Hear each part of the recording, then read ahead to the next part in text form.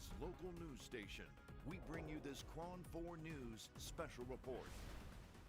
And thank you for joining us on this special report. I'm Teresa Estacio. Family, friends, and colleagues are gathering right now in San Jose to remember Kevin Nishita. This is a live picture of inside the San Jose Civic Center where people are gathering for today's public memorial service.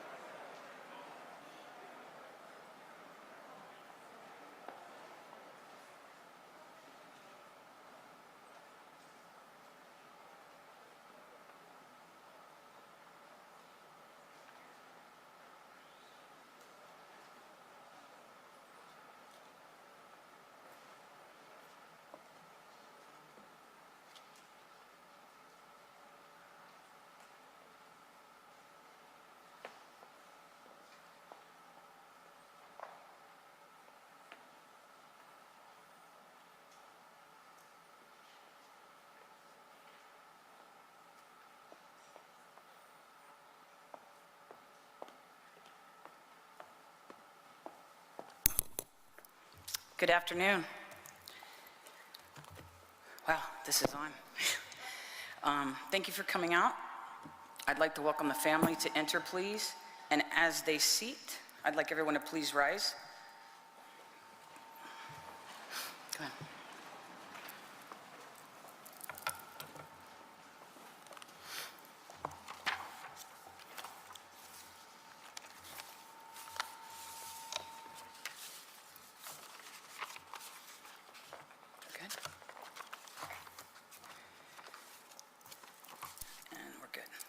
Thank you.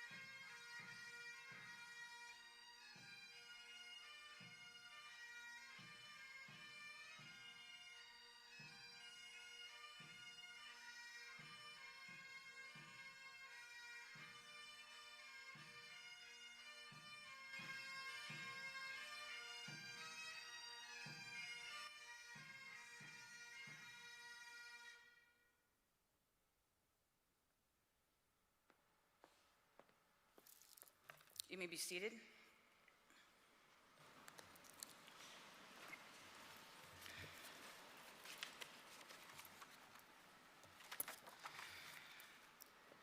So thank you again for coming to pay tribute to Kevin Nishita and the hero that he is. At first, we are going to do honor guard, and then we will go on to the ceremony part.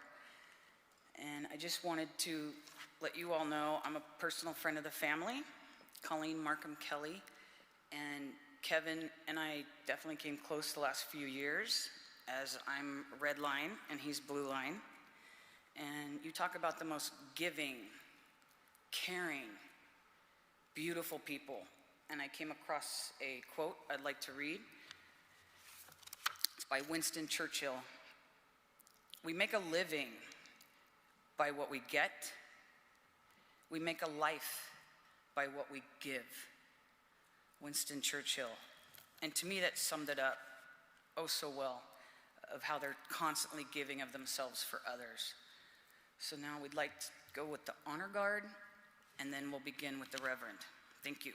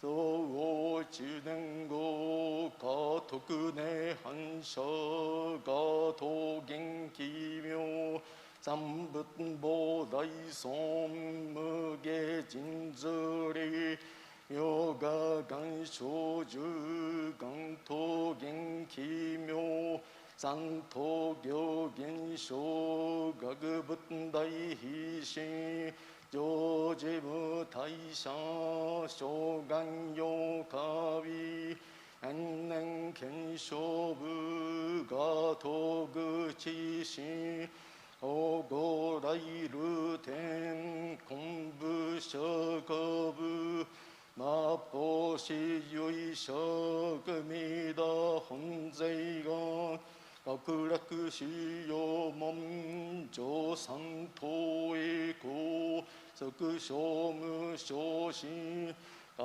栄坊三蔵頓行一上会絶劇三法要分心相自法五邪部六通承知が根性に尊行東海浄土門願に宿毒領土性一切道義法菩大心大上安楽公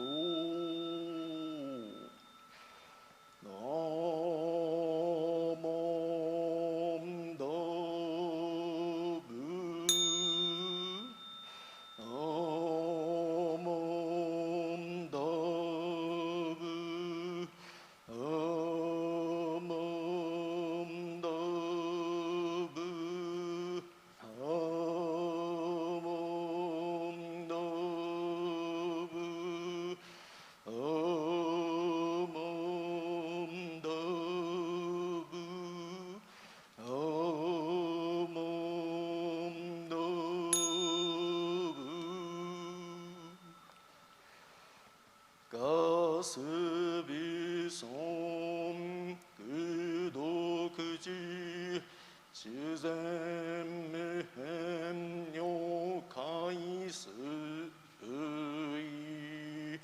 小逆前後小上王将一世主上小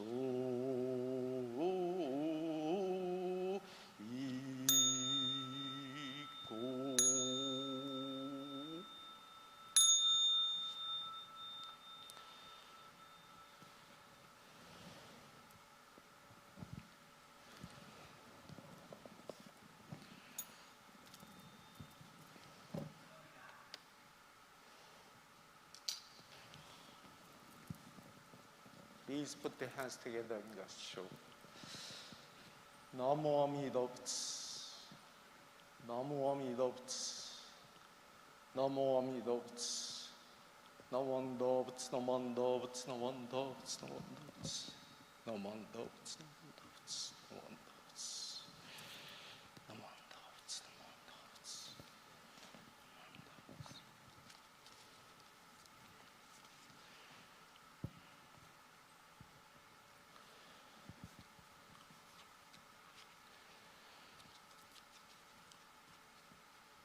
Homyo Hyo. Introduction of the Buddhist name. Ruten Sangai Chu, Onnai Funodan, Kyon Nyu Mui, Shinjitsu Ho Onsha, Namo Kie Butsu, Namo Kie Ho, Namo Kie So. Flowing and turning in the three worlds of delusion, unable to sever the bonds of desire and attachment, discarding them now and entering into the uncreated, becoming a true and real being of gratitude and indebtedness. I go to the Buddha for guidance. I go to the Dharma for guidance. I go to the Sangha for guidance. The late Mr. Kevin Kevin Nishita passed away on November 27th, 2021 at age 56 years. 五仏本願力文明欲往生皆筆頭被告自治不退転 His Buddhist name, Shaku Ogen, which means returning from the world of enlightenment, is hereby introduced to you. Through the power of Amida Buddha's vow, hearing the name, all those wishing to reach Amida's Pure Land are born there, without exception. No one doubts, no one doubts, no one doubts. No one doubts, no one doubts. Thank you, Kevin. No one doubts.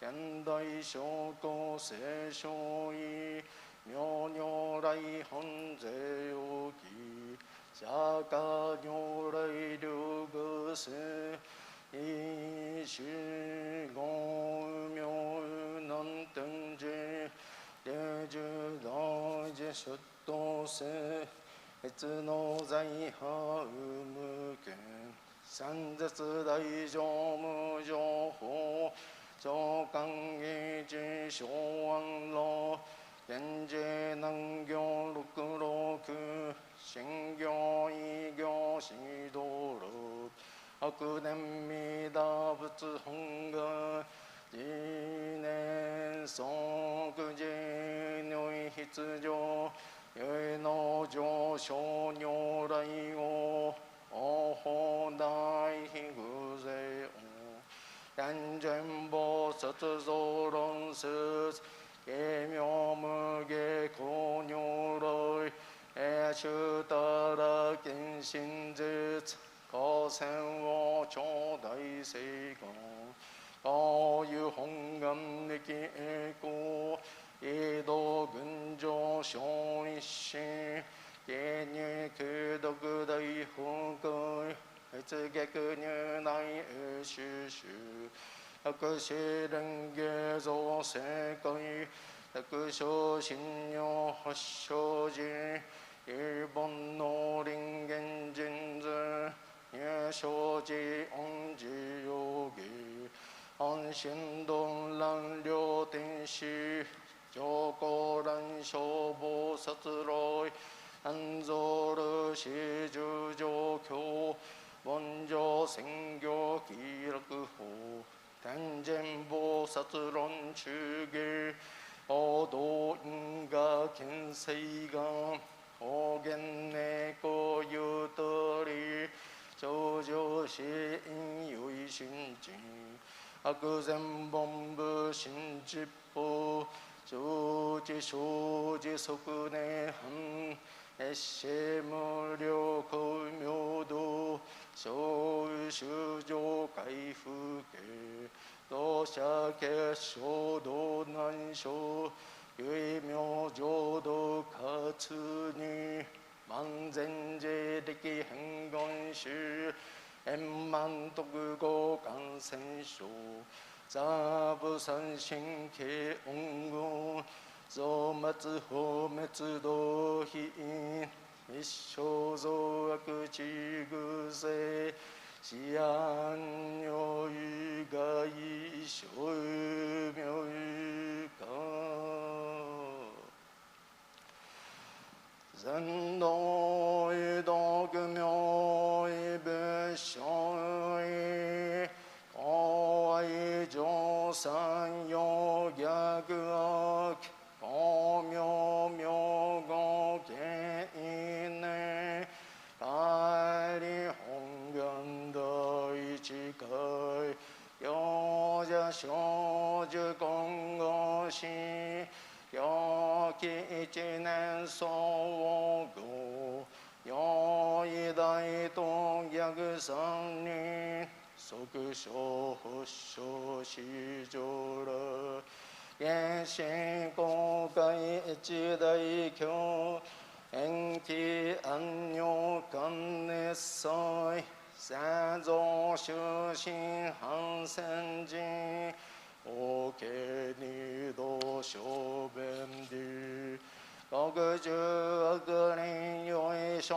負化薬剤非接し中煩悩証言水不見大悲無見上昇語安主元空妙仏教霊無全目本部理真宗教証拠編集戦弱本願具悪世現来生じ臨伝言決定義上異生死特入弱上無異楽一切信心理の入교大지신 시토 조사임을 행곡 조국 도의족 지식 도의신 유익하신시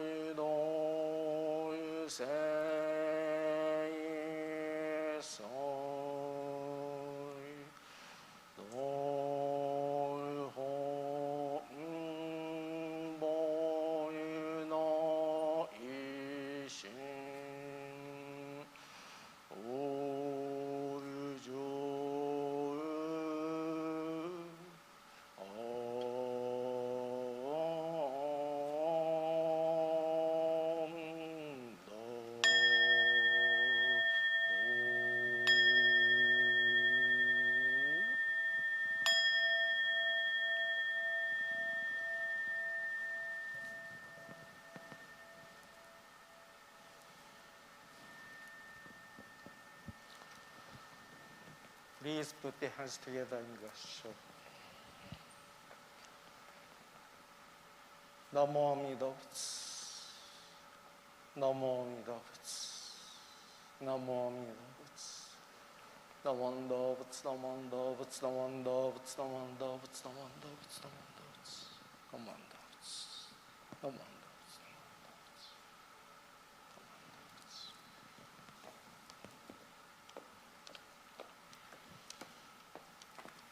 Can I please ask the immediate family to come up, and they're going to join Reverend Yushi, and we're going to do the Dharma message with the white ashes. And it's tradition for the family to be all part of the sage burning, so please come up. No?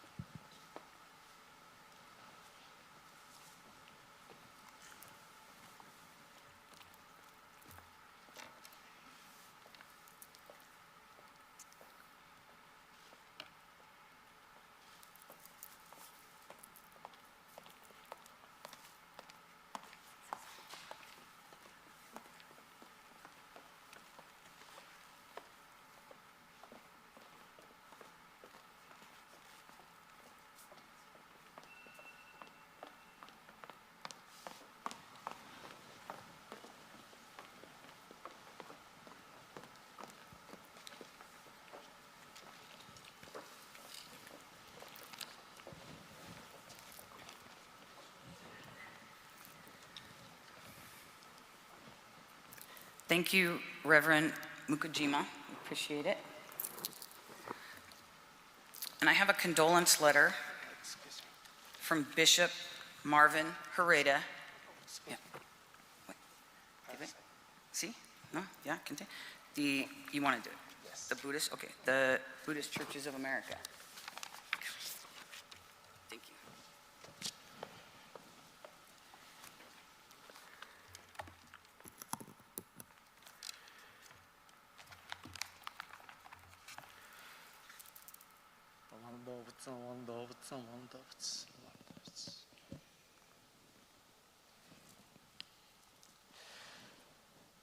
Good afternoon, everyone.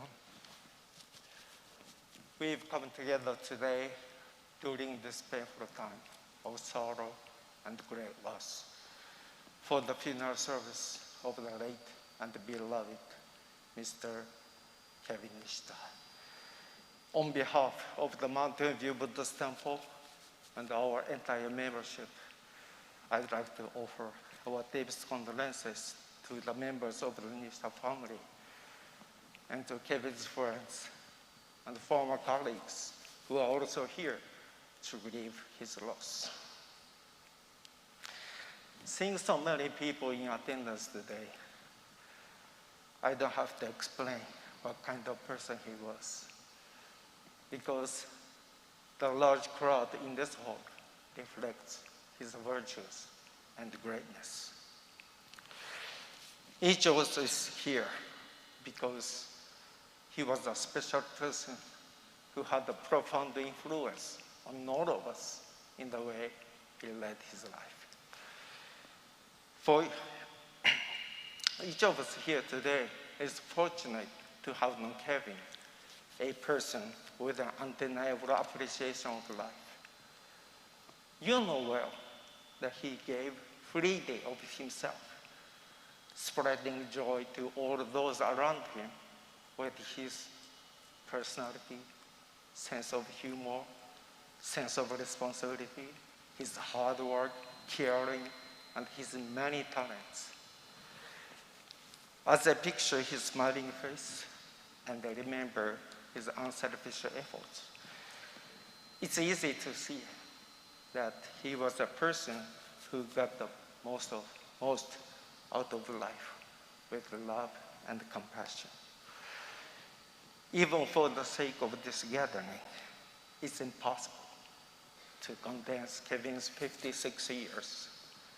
But your love and admiration for him is the ultimate tribute to such a wonderful, generous, and unselfish person.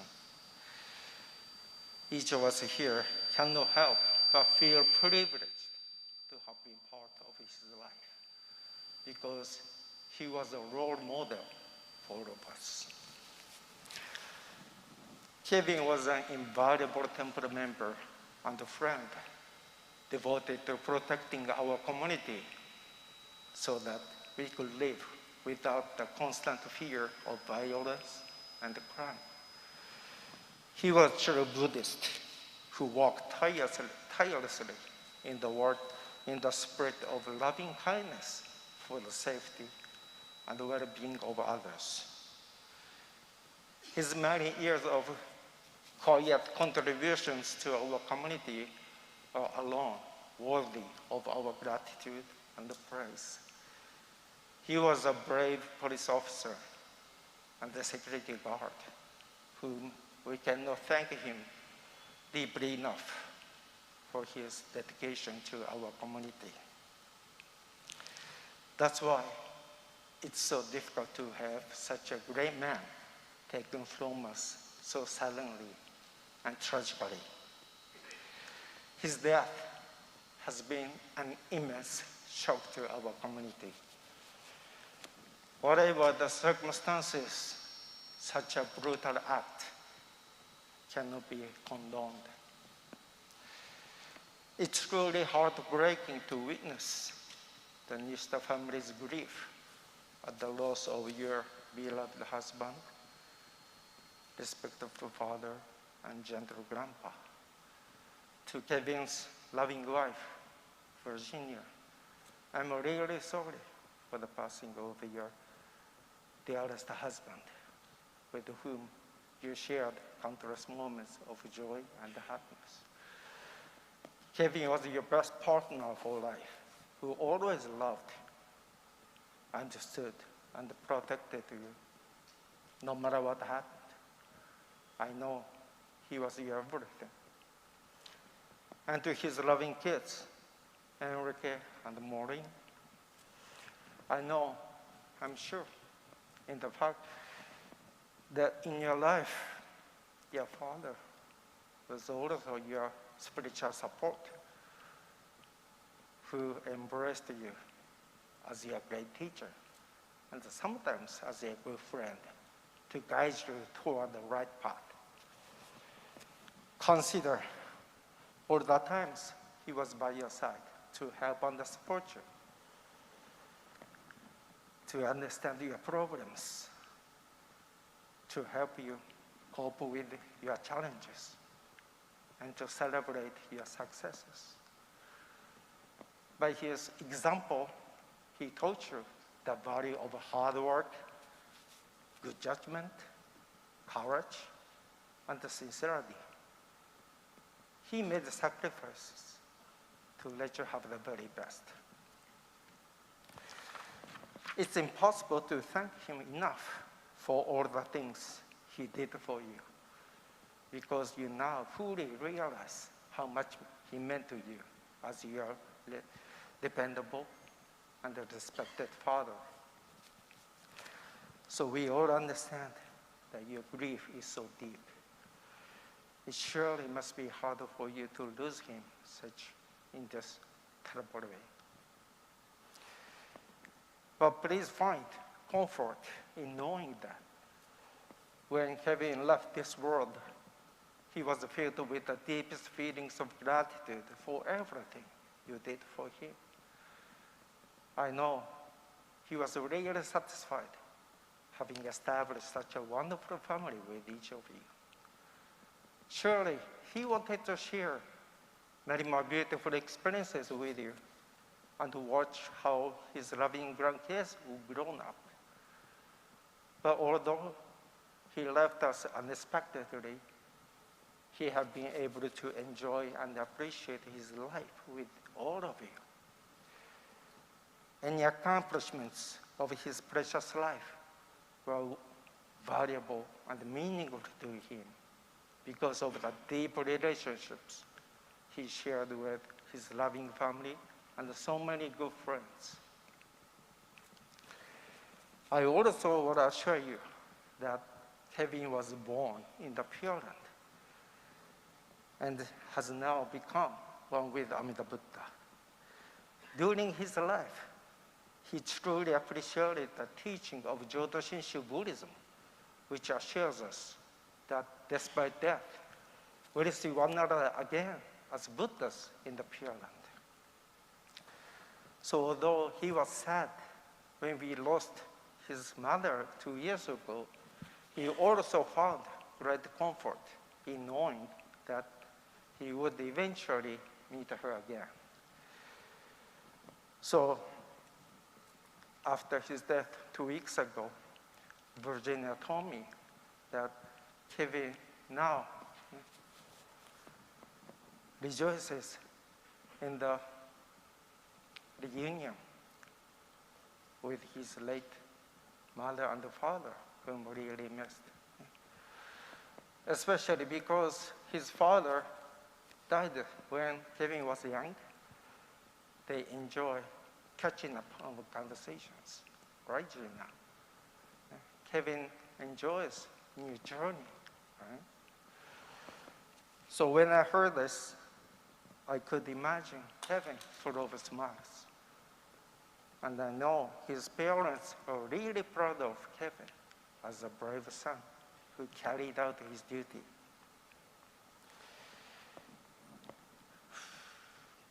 Kevin now is free of suffering and pain and enjoys perfect enlightenment and tranquility as a Buddha. As part of this precious life which we've received, we sometimes have to experience unbearable hardship and sadness. But because of the promise of the Pure Land, Kevin was able to take the great Buddhist path, or Nimbus path, with peace of mind. And he did his best to live his life to the fullest each day with the strength, joy, and gratitude. That's why he was able to fulfill his duties as a brave police officer and a security guard to protect our community. He was our true hero who always gave the priority to the security and the happiness of others. Now, when I consider the commitment of all those individuals serving as police officers and security guards, and the sincerity of their families' wish each day for their safe return home, I cannot help but feel a deep respect and gratitude for their selfless dedication to our communities and its citizens. We all hope that a tragedy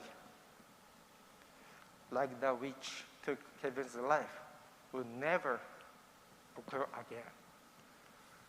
As we honor his spirit, let's also wish for the peace and tranquility Kevin sought throughout his life. Now, as Oba Buddha, Kevin leads us to the right path, guided by his love and compassion as he wishes for our happiness and peace. With this in mind, and as we pay sincere respect and gratitude to Kevin for being part of our lives, let's also pay heed to the important lesson he teaches us by the way he conducted his life. Now, I'd like to ask you to join me in silent meditation as I read the words from Buddhist scripture. The Buddha is waiting on the other shore. That is the world of enlightenment, where there is no greed, no anger, no ignorance, no suffering, no agony, but where there are only the light of wisdom and the rain of compassion. The children of the Buddha who have crossed to the Pure Land by means of the great power of Amida Buddha may be determined to return to the land from which they came, where they still have ties. There they will take their part in the Buddha's mission. As the light of a small candle is spread from one to another in succession, so the light of the Buddha's compassion will pass on from one mind to another endlessly. Namandavts, namandavts, namandavts, namandavts. Again, thank you very much for your attendance today. This opening meditation tells us that the Buddha, whom you may think of as truth, waits for us in a land, in a place where there is no suffering, no stress, no struggle. There is only infinite wisdom and infinite compassion, where all beings are at peace and in harmony. This is a state where Kevin now rests in. He has truly become one with all existence. Although he was a joyful person in this life, he's begun life anew, completely free of suffering and cares.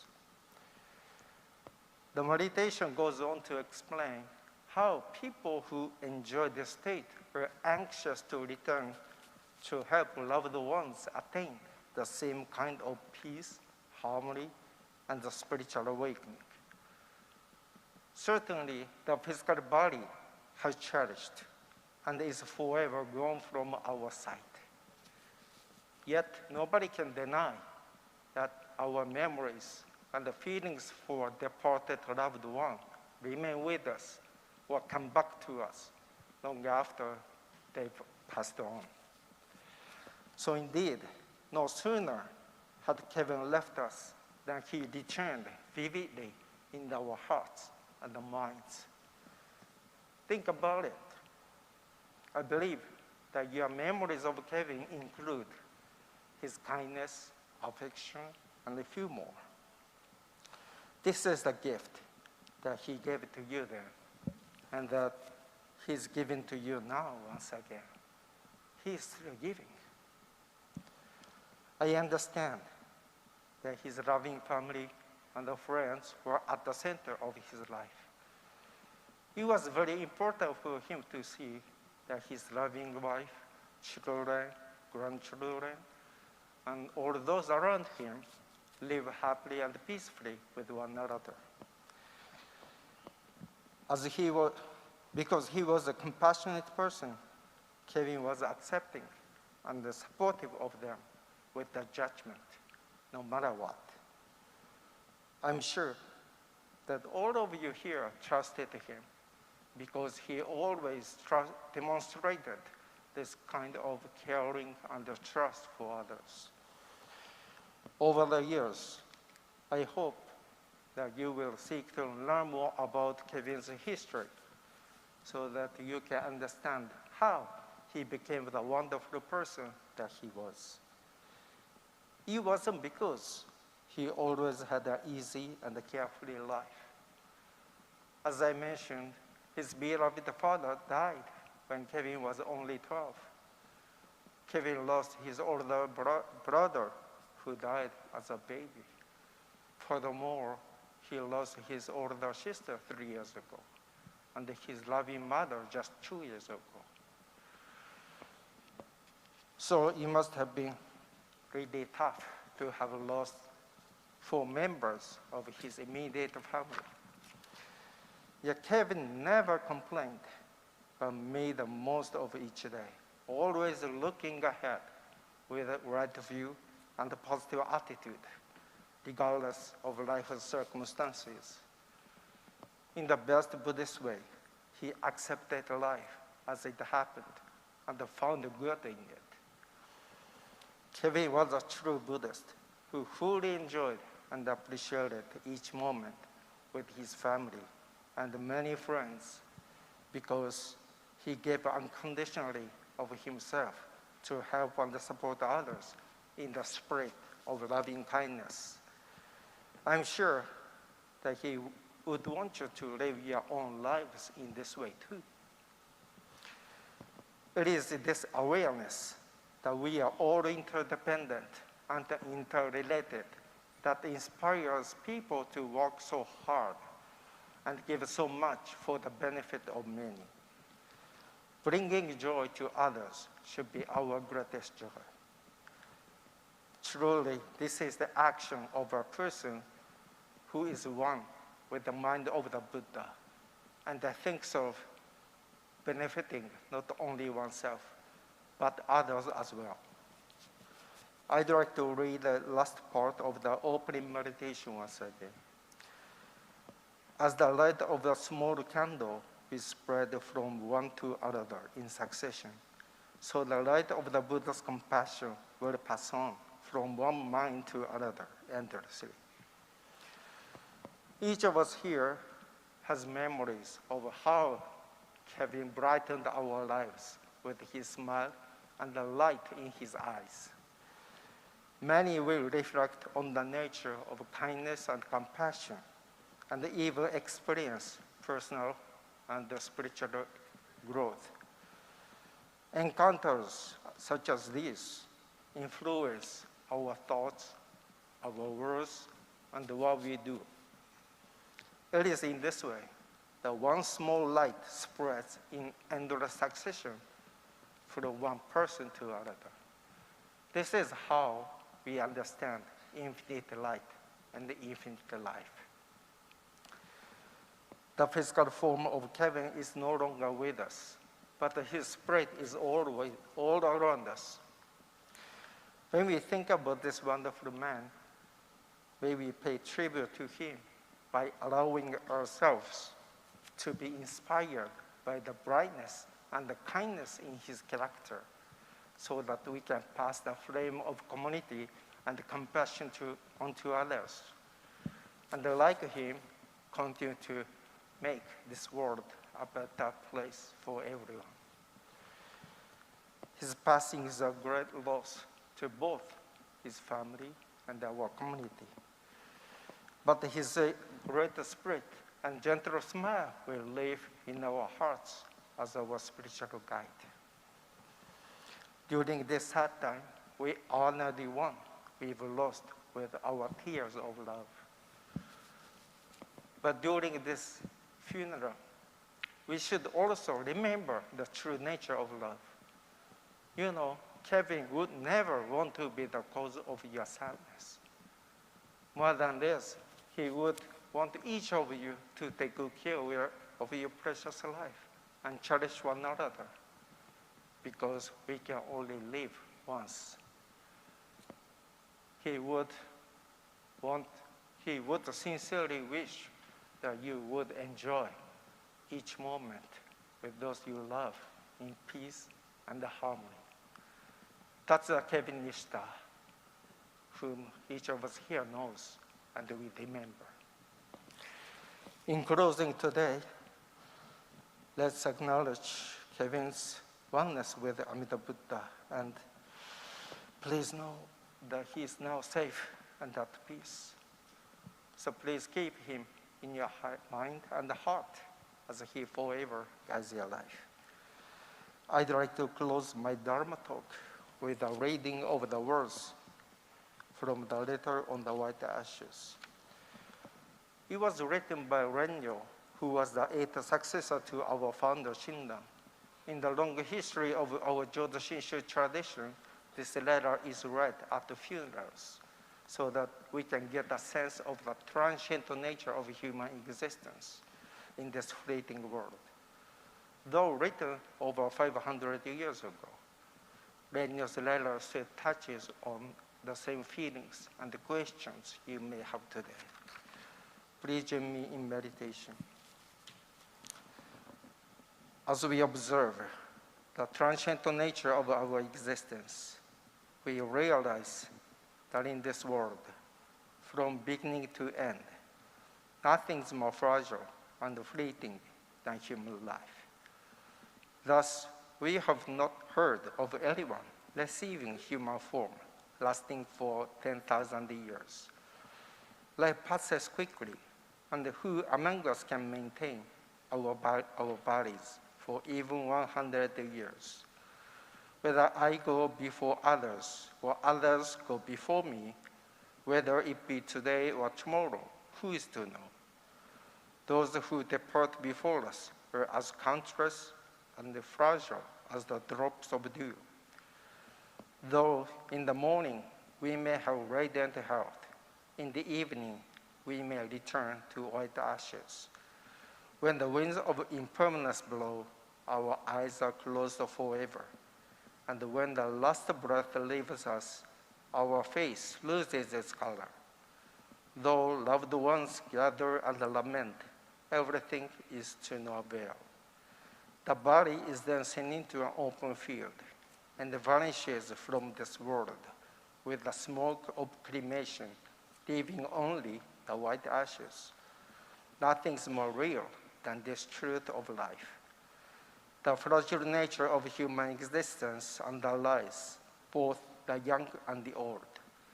Therefore, we should rely on the teachings of the Buddha, awaken to the essence of life, and say the name Buddha.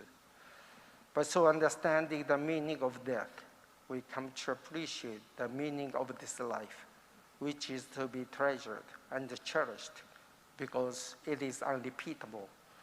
By virtue of true compassion, let's realize the unexcelled value of our lives, and let's live together with gratitude in our hearts.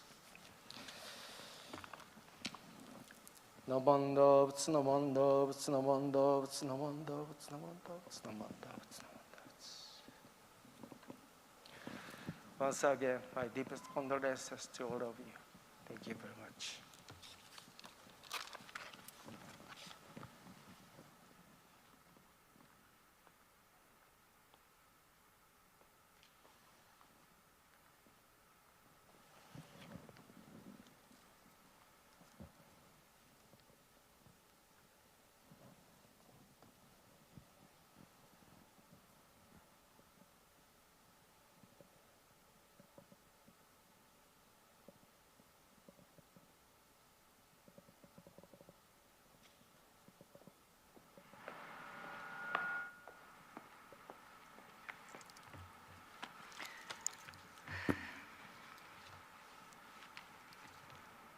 Thank you, Reverend Mukajima, for a beautiful Dharma message. And obviously, Kevin was much more melded between his Buddhist life and his life serving others as a police officer than I'm doing today. So we are working on that. But I just wanted to take a moment and read you all a letter that came from the bishop that sent a wonderful letter of condolences to Kevin and Gina and the family. And that's Reverend Marvin Hereda, who's the bishop for all Buddhist churches of America.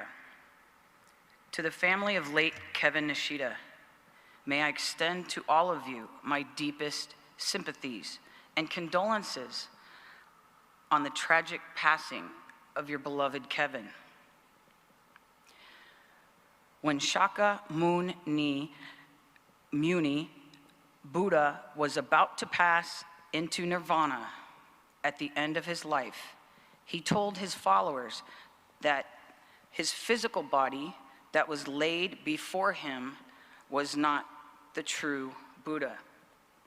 The true Buddha was in the Dharma, in the heart of the teachings. As you face this tragic loss, that we must open and educate the world to open our hearts and our minds to the world of samsara, the world of suffering and delusion. Keep your minds open and your heart open, and we will always be one with Kevin in a timeless truth of Namu Amida Butsu. In Gasho, Reverend Marvin Hereda, again, the bishop of all Buddhist churches in America.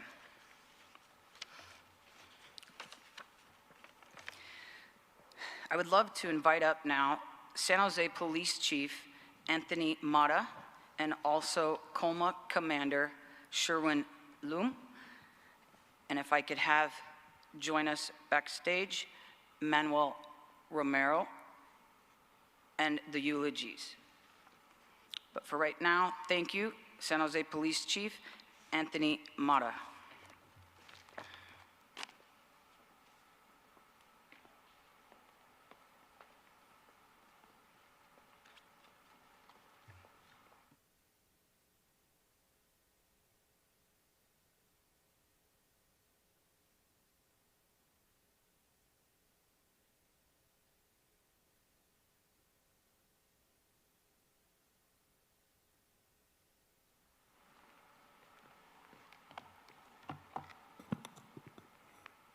Thank you, Colleen.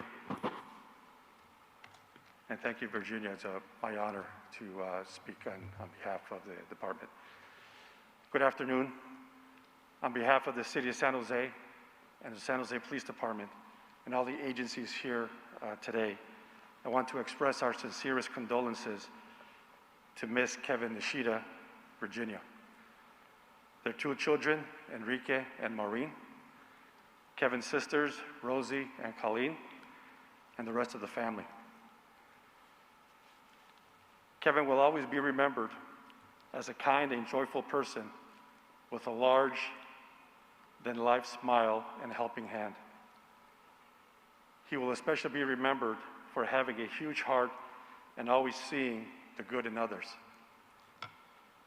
Kevin devoted his life to his family and practiced the gifts of love, service, compassion, and being ethical every day. He helped his community through his work as a police officer and through his dedicated commitment to his place of worship, the Mountain View Buddhist Temple. Kevin will forever be remembered as a wonderful son, husband, father, grandfather, and friend. Kevin was very active and full of energy, so much so that he was nicknamed the Energizer Bunny by all his friends. He started his law enforcement journey by joining the Oakland Housing Authority, then the Hayward Police Department, the San Jose Police Department, and finally settling down at the Colma Police Department. After retirement, Kevin then took a position as a security guard, continuing to protect others the only way he knew how. It was Kevin's goodness, experience, and dedication that prepared him in his final assignment. During his 25-year career, he worked in several assignments that were of great interest to him. While at the San Jose Police Department, he worked as a patrol officer, gang investigator, gaming division officer, and also as the director of the San Jose Police Officers Association. He had great success in each one of those assignments, earning him respect and recognition for his exceptional work and also meeting new friends along the way. Not only did Kevin focus on investigating and deterring crime, he also focused on giving back to the community. He made a positive impact in San Jose by caring for people in need, always visiting schools and attending community events, including events in San Jose's Japantown. Kevin was empathetic and always put others before self. He was also a member of the Mountain View Buddhist Temple, where he served the Buddhist community in any way he could. I first met Kevin while we were both in the Investigations Bureau. He handed me some reports, and I have to say that that was some of the best handwriting I have ever seen. His reports were good too. From that point on, I would ask Kevin for his notes on cases since I couldn't read my writing. Kevin was always checking in and providing our unit with information and always there to help.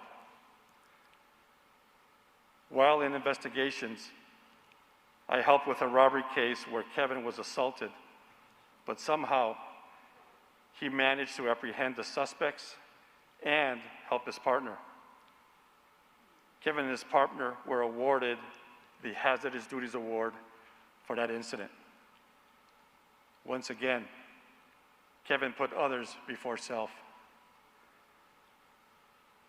During these interactions and conversations, it was clear that Kevin wanted the best for others and would do anything to make that happen. I knew that because he always had a positive attitude and was always smiling as he enjoyed talking about helping out. What Kevin practiced was compassion. He was patient, listened, and always pushed others to do their best. His goodness and life experiences molded him into the person he was.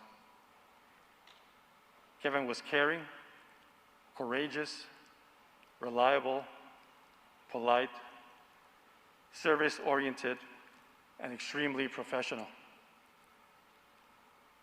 These are values not only found in law enforcement profession, but values that should be practiced by all in order to accomplish what Kevin worked for and what we all strive for: a safe and respectful community. To the Nishita family, thank you for sharing Kevin with us. His life's journey is complete, but his legacy and gifts of service, compassion, and love have been passed on to all of us he touched and all those here today. Know that you are not alone. We are here to support you. You are and always will be part of the San Jose Police family. Our prayers will always be with you, Kevin. Thank you.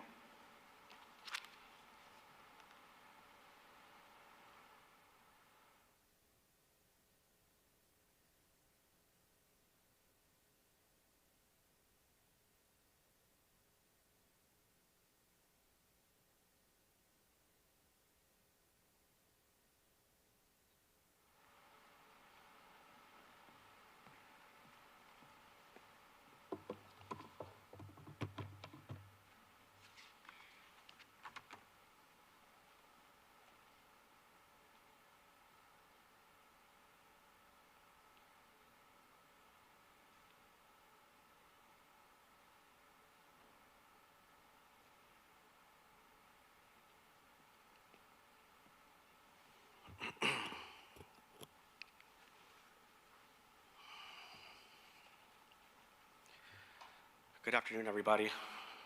I'd like to first welcome all law enforcement, dignitaries, family, and friends in attendance today.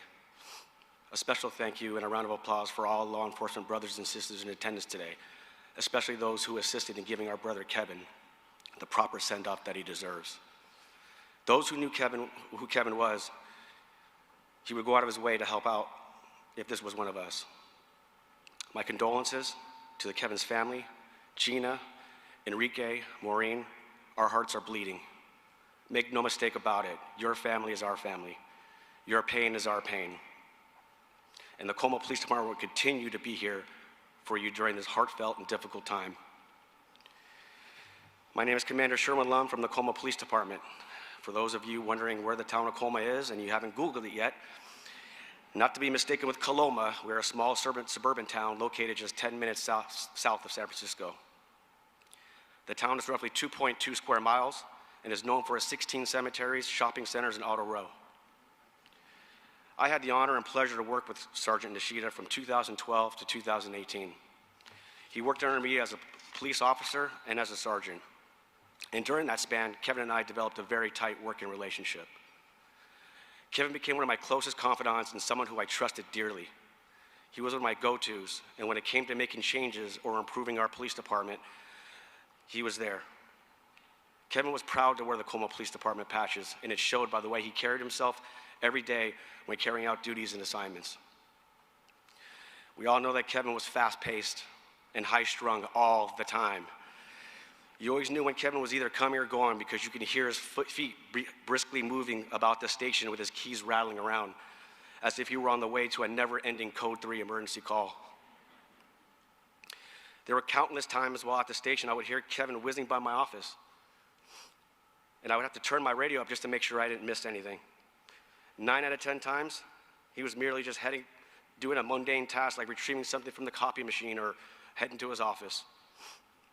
Kevin's high pace and endless energy earned him the nickname Turbo, which started, I believe, in San Jose, and stuck with him throughout his career here in Colma. Kevin enjoyed working with the Colma community and volunteered a ton of his time toward many community events in town. Kevin tried to shed a positive light on our police department whenever he could, and he came up with unique ways to connect with the residents, businesses, and visitors. He knew how important it was to build those relationships to help bridge that gap between the police and our community. Kevin had the perfect balance of enforcing laws and helping the community in whichever he could to improve their quality of life. He was the model police sergeant that any department would want on their team. When it came to enforcing laws, Kevin enforced everything under the sun. From major felonies to minor infraction, Kevin enforced it. I'm almost certain Kevin holds the department record for issuing citations for jaywalking in our department. His hard work and dedication earned him the Chiefs Award back in 2018. And the Chiefs Award is given annually to that employee who embodies a high moral character, demonstrates exemplary performance in all areas of police work, sworn and non-sworn alike, and more importantly, demonstrates our core values and strives to help the community in which he or she serves. This employee gives more of him or herself than ask, and often makes sacrifices to benefit the greater good without expectation of acknowledgement. That was Kevin.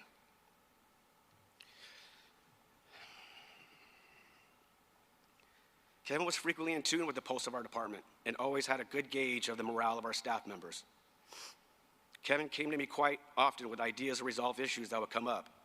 He was a leader, a problem solver, and a mentor to many officers in our department, as well as other police officers in neighboring agencies. Kevin did what it took to take care of his people. If he felt that you were being mistreated or treated unfairly, he'd be the first to go to bat for you and have your back. I knew whenever Kevin walked into my office, shut the door behind him, and asked, "Boss, you got a minute?" it was guaranteed to turn into a 1-hour venting session.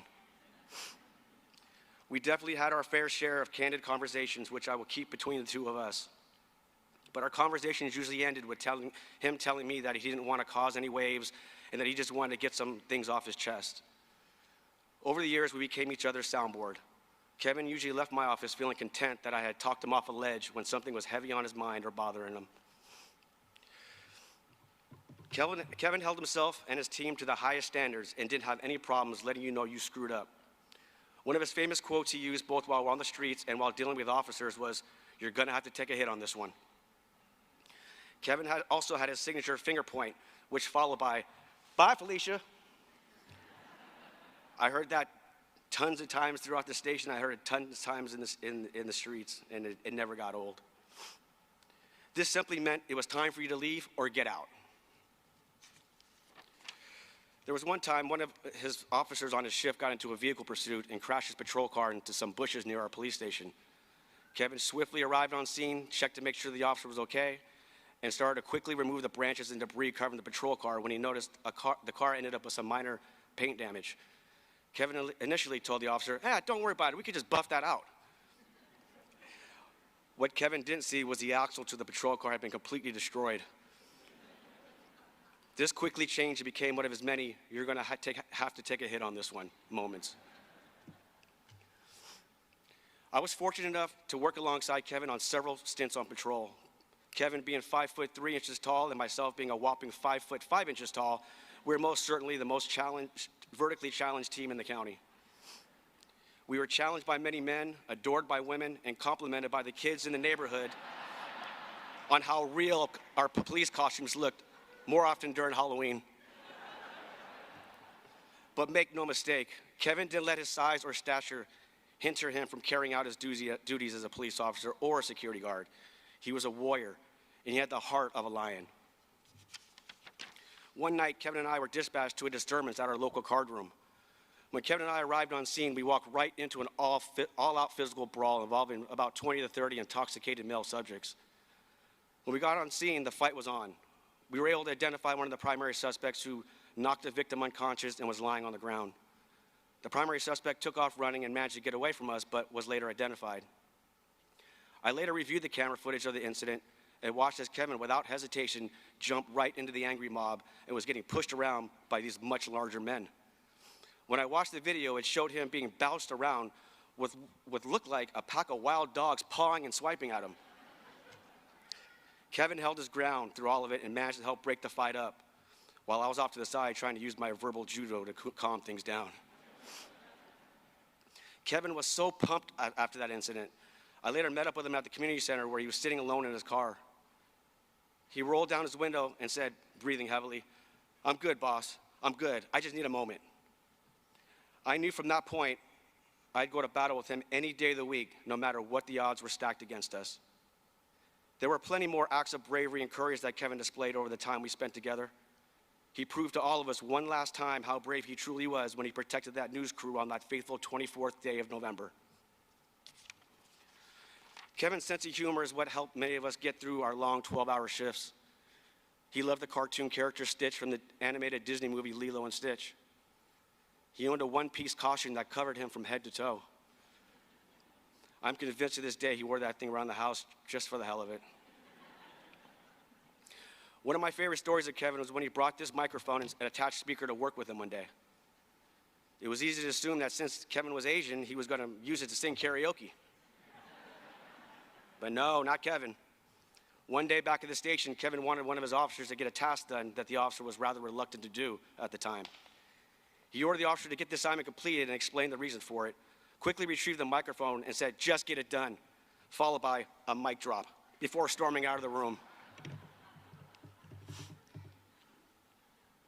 Kevin was also remembered for having a disco light in his office that illuminated and flashed to the beat of the music that he was playing.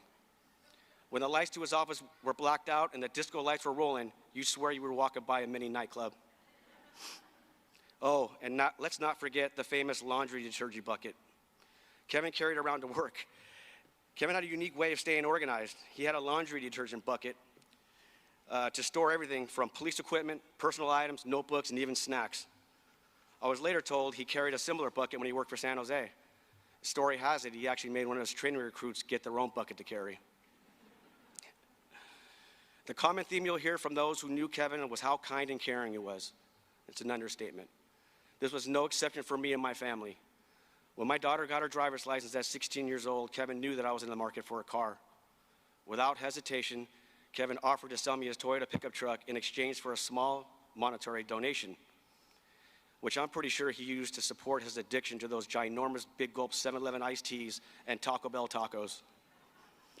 He loved his iced tea. We all know he loved his tacos. Kevin was selfless, and he did so much to improve the lives of others. That was in his nature. That truck will always be a constant reminder of our friendship, and it will remain with my family until the wheels fall off. Kevin, when I look back at some of our similarities and the things we shared in common, I know in my heart I'll never come close or remotely close to the man you were.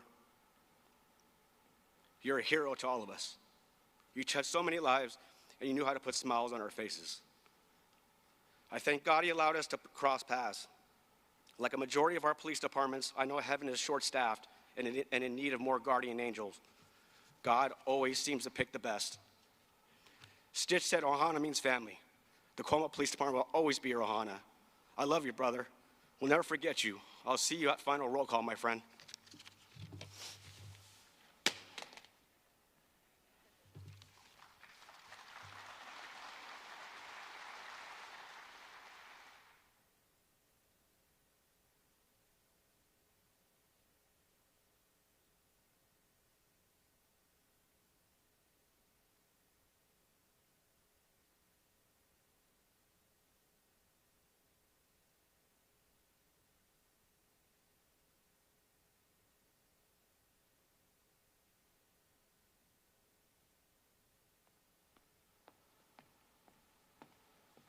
Thank you so much. I'd like to introduce Manuel Romero. Not only is he family friend, but also a beautiful singer, and he's going to do a little mesh of two beautiful songs. One is from Kevin to Gina, and the other is from Kevin to his grandsons.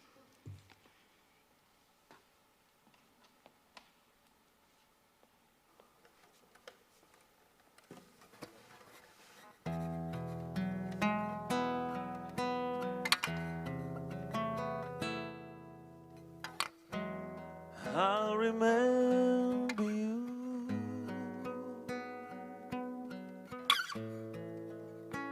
long after this endless summer is gone. I'll be lonely, oh so lonely, always loving you.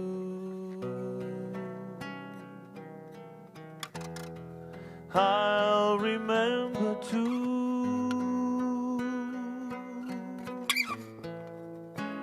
your voice as soft as the warm summer breeze. Oh,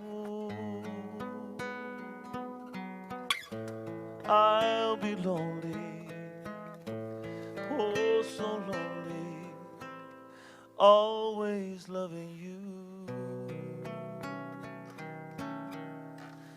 Remember me, though I have to say goodbye. Remember me, don't let it make you cry. For if I am far away, I hold you in my heart. I sing a secret song to you each night we are apart. Oh, remember me, though I have to travel far. Remember me, each time you hear a sad guitar. Know that I'm with you the only way that I can be, until you're in my arms again. Remember me, somewhere over the rainbow,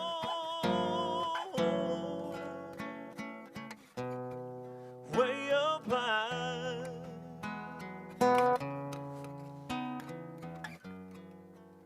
There's a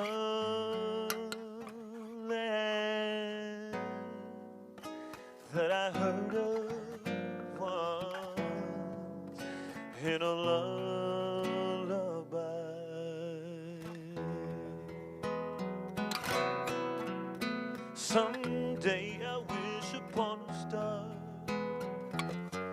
wake up where the clouds are far behind me. Oh, where trouble melts like lemon drops way above the chimney top. That's where you'll find me. Oh, somewhere over the rainbow. Oh, bluebirds fly over, they fly over the rainbow, so wide that oh, why can't I?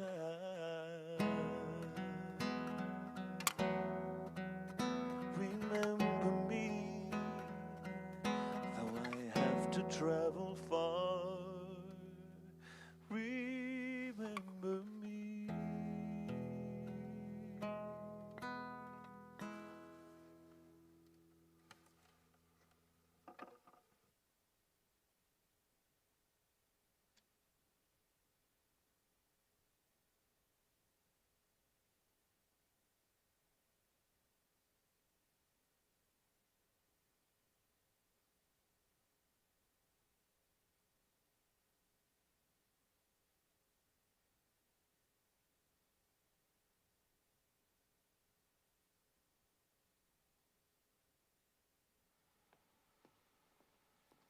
Thank you. That was beautiful, Manuel.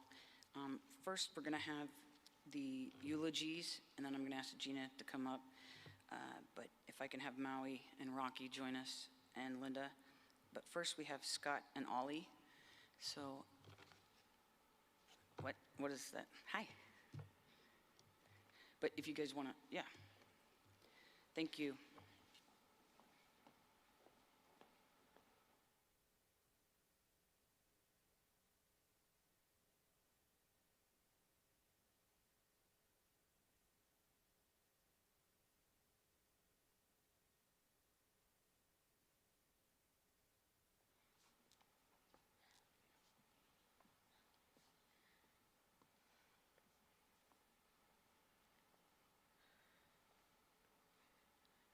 Kevin and I would like to thank the following: San Jose Police Department, Colma Police Department, Hayward Police Department, the Oakland Housing Authority, Star Protection Agency, the Mountain View Buddhist Temple, our family, our friends, and the world, for the outpouring of love and support. It means so much to us.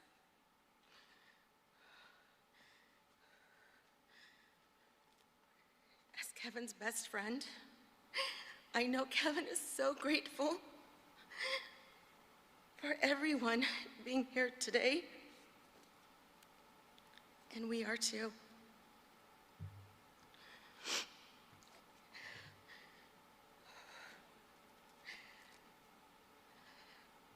In reference to the Squid Games, to my player one, we will forever love you, my Nishita-san.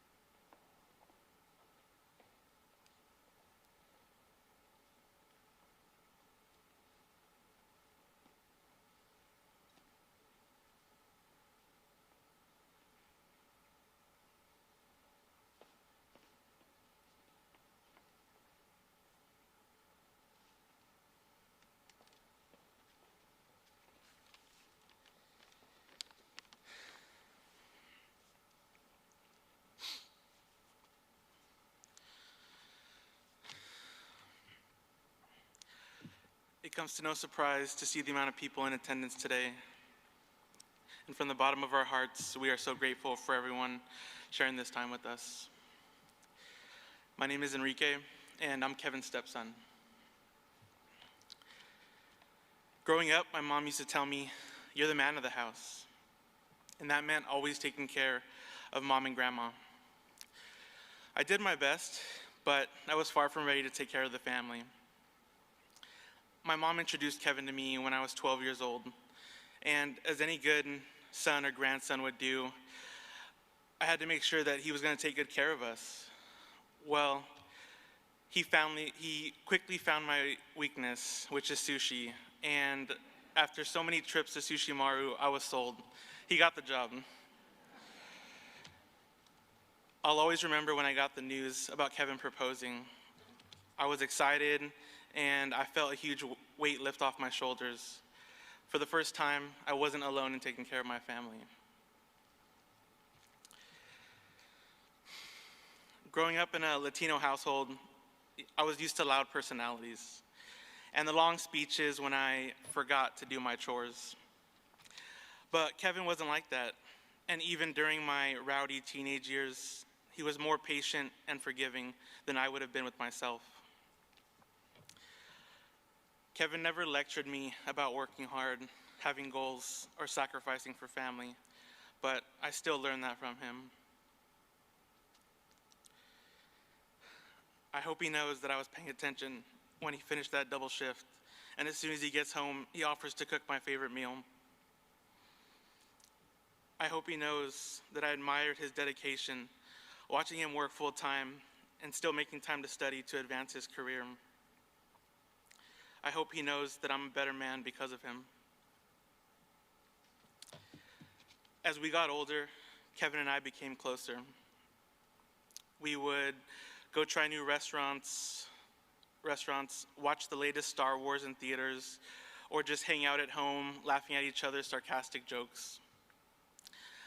I remember asking what his plans were for retirement, and he gave a typical Kevin response and just shrugged his shoulders with a smug look on his face. So I knew that meant he wasn't done working yet. But after he retired from the PD, we got to spend more time with him, including going to Disneyland for his first time, and to our surprise, he turned into 10-year-old Kevin, wanting to go on all the rides and leave no corner unseen. A few years back, we were out of town, and it was my parents and Elaine and me playing board games in the hotel room. My parents had agreed to play Taboo after dark, and this was the first time we'd play a racy game together. Kevin was trying to get me to guess the word joyride, and his hint was, "You did this in high school when we were out of town." And we all started laughing. And then this led us to talking about all the alleged parties that I had while they were out of town. And we laughed because I thought I was so clever, taking pictures of the rooms and making sure everything was in the right place by the time they got home. But who was I kidding? I wasn't gonna get that past him. Kevin had few obligations, but he always showed up through the good and the bad, and truly believed that nobody should be left behind or forgotten.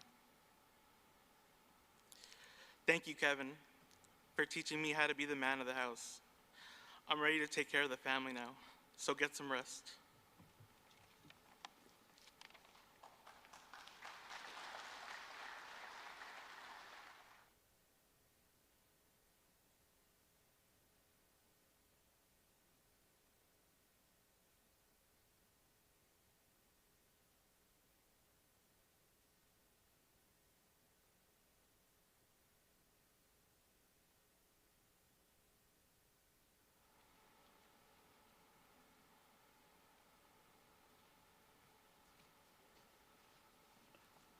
Hello, everyone.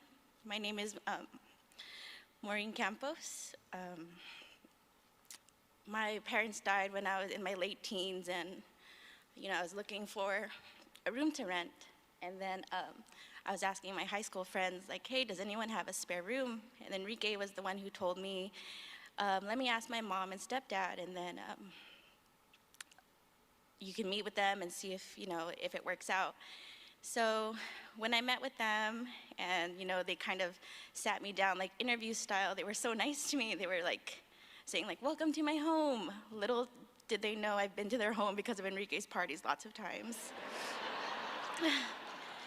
And I'm like asking where's the bathroom, even though I know where it is.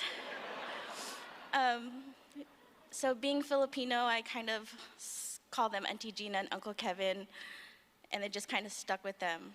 But the word uncle doesn't do its justice. He really was like a dad to me. He really filled in that role of a protective father. He killed my spiders. He changed my wiper blades and washer fluid, and I didn't even know you're supposed to do that. I remember when I ran the San Francisco half marathon with Elaine, we thought it was a good idea to stay overnight in San Francisco at a Motel 6. And then when I told Auntie Gina and Uncle Kevin, can you guys drop us off? I can see their eyes watching us like a hawk to make sure we make it into our room okay. And it was just like, that was like the kind of caring father that, I wanted in my life.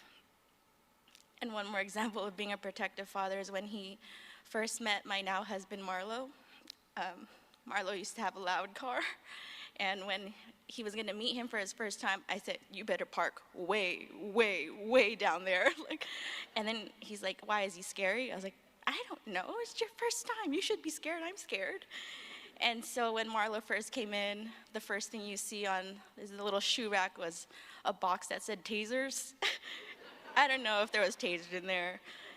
And then he came up to shake Marlo's hand, and he was wearing basketball shorts and a holster. I think he loved Marlo because Marlo stuck with me. He was there for many of my milestones in life. When I graduated college, they were my sponsors when I got married. He helped me buy my first car. He told me, if you don't like that price, you walk away. But I really wanted that color. I wasn't gonna walk away. But Marla said, remember what Uncle Kevin said? I had the shakiest walk out of Mazda in my life, but I listened to him and I ended up getting a good rate, not giving that car away ever. I remember I told them when I was pregnant for the first time, it was with these Disney grandma, grandpa keychains. And when they opened it, they didn't say anything. They were just looking at it and nodded and said thank you. And I'm like, oh crap, they think I'm calling them old or something. And then we finally was like, do you get it? And finally they understood and we started hugging. By the second pregnancy, I just told them. By the third pregnancy, I said, we're getting a van. The hardest part of knowing that Uncle Kevin's gone is that my memory is so freaking good, not gonna lie, that I still remember when they come to our house, he wears a black jacket, some sort of Star Wars or Giant shirt, jeans, and brings an excessive amount of black tea. He would just store it in the fridge. He gets a mason jar, fills it up with ice and black tea, and he just sits on the couch. He never tries to push himself toward our sons. Instead, the sons wonder why he's not pushing himself, that they end up just climbing on him, sitting on his lap, reading books with him. And it doesn't even have to be the couch. They were so comfortable on the floor, under the table, on the carpet. Wherever Uncle Kevin lied down, Titus and Kahuna would lie down with him. And to me, it just looked like the boys always felt safe with both of them. I know that I'm not blood related, but he really was my ohana, and I never felt left behind from him and Auntie Gina. looking through some of the photos that everyone sent in, I really miss him. I miss his voice. And I also miss when he points his finger, but you guys have a different type of pointing finger. Ours was more of like, of approval, of like, yes, that's right, or yes, that's what, like, I'm proud of you, and that's what I'm gonna miss the most. When I look through his photos, I can hear him. I can hear him just agreeing and being proud of us.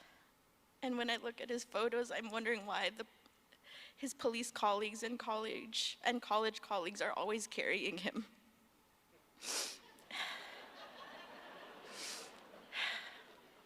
You know, I wish in some miraculous way that he can see how many people showed up and how many loved him, how many people loved him.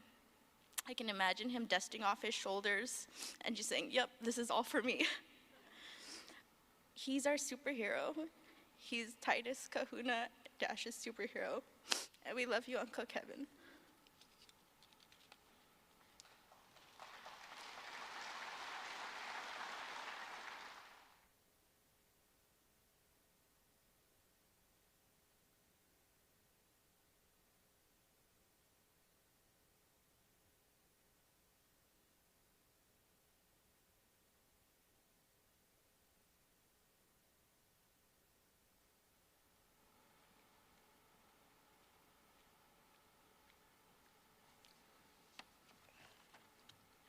Wow, I didn't know there were that many people here. I haven't looked behind me. Thank you all for honoring Kevin.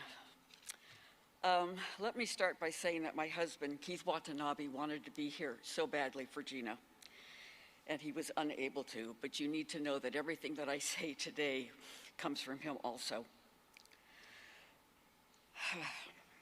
We loved Kevin and we loved Gina so very much. The two of them together made the world a much better place. I've known Gina since she was a little girl. She's always been there when you needed her. Kevin came along and you could tell that they were meant to be together and that he was such a good and giving and caring person. We went many places together. One was Disneyland. We went on the Ferris wheel that was in California Adventure, and you get in that little cage and it swings all over the place. Well, Kevin freaked out on that thing. He actually got off the seat onto the ground in a fetal position, was making god-awful noises. But when we got off, he did start to laugh, so I guess it was okay. And I cannot help but laugh every time I remember that time.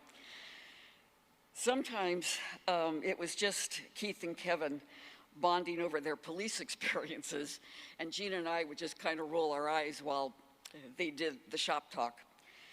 We stayed at Knott's Berry Farm once, because I had arranged to have Snoopy tuck Kevin in to bed at night.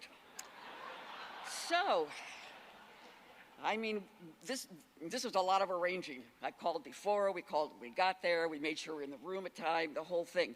Well, it didn't happen. So Gina and I had to go downstairs to management and play the good cop, bad cop, and I guess you know who the bad cop was.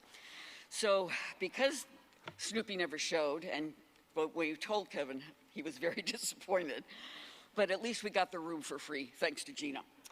So, and that made Kevin happy.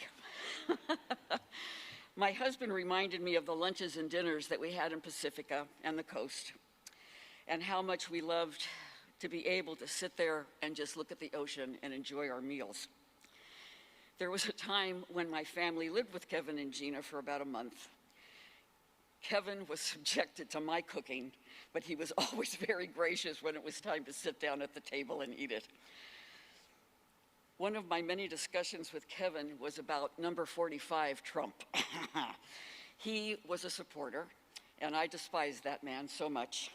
But we talked, we were okay, it'd be okay, but Kevin would have a way of getting me riled by wearing the damn Trump hat all the time when he was with me, or the time that I was on my way to the house and he was looking for his welcome mat that was a Trump welcome mat, but he couldn't find it before I got there, which was probably good because I probably would have stomped all over the thing. So, but again, that's good. I could go on about so many things that we have done together, but it would take so very long. I will miss Kevin. I will miss his smile and his laughter and our discussions. And if you can hear me, Kevin, Keith and I will always be there for Gina. We love Gina so very much, and we have loved you so much, Kevin.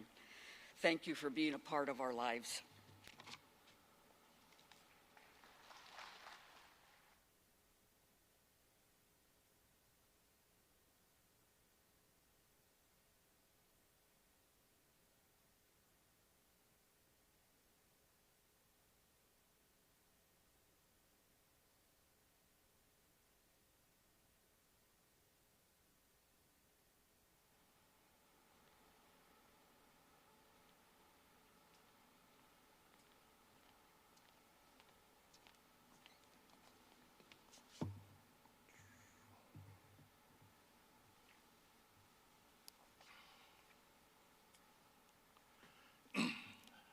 Good afternoon. My name is Scott Lowry, and standing with me is Ollie Merrill. We have both known Kevin about 35 years since joining the Sigma Phi Epsilon fraternity at Sacramento State University. We would like to thank Kevin's wife, Gina, his sisters, Colleen, Rosalind, and Sharon, and his children, Enrique and Maureen, for allowing us to participate in the remembrance of Kevin. We and the family are extremely grateful for the large showing from law enforcement, as well as his fraternity brothers and many other friends able to join us today. Kevin, being quite detail-oriented and always endeavoring to take the utmost care of everyone he encountered, ensured that none of us would be struggling to piece together and recount the important details of his life. He prepared much of this for us, outlining much of his own eulogy. I would like to honor Kevin's wishes by sharing his prepared words with you now. Hi, my name is Kevin Nishita, and I would like to tell you about myself. I was born July 1st, 1965, in Yuba City, California. My parents were involved in the farming industry for the greater part of my life. I grew up in a family with 4 sisters. My father died in 1977 when I was 12 years old. My mother never remarried and was in her late 90s when she passed just a couple years ago. My eldest sister is also deceased. I am currently married and have been since 2004. I have 2 kids and 3 grandchildren. I received my primary education at Terra Buena Elementary School, later attending Gray Avenue Intermediate and graduating from the Yuba City High School in 1983. I first attended Yuba College and then transferred to CSU Sacramento, commonly known as Sac State, and graduated in 1991 with a bachelor's degree in business marketing. While there, I became a member of Sigma Phi Epsilon fraternity, making many lifelong friends. No doubt many are here in attendance today.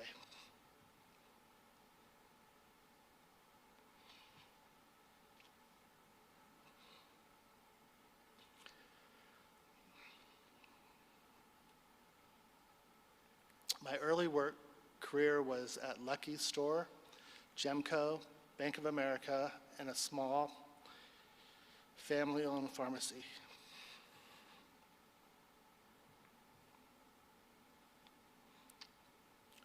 After college, I pursued a career in law enforcement by attending the Butte Law Enforcement Academy, graduating in May of 1993. One interesting thing about that is that Kevin actually put himself through the academy, which I thought was very honorable.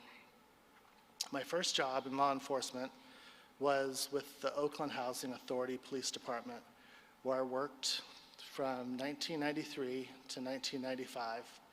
Shortly after becoming a police officer in 1994, I moved to the San Francisco Bay Area and have resided here ever since.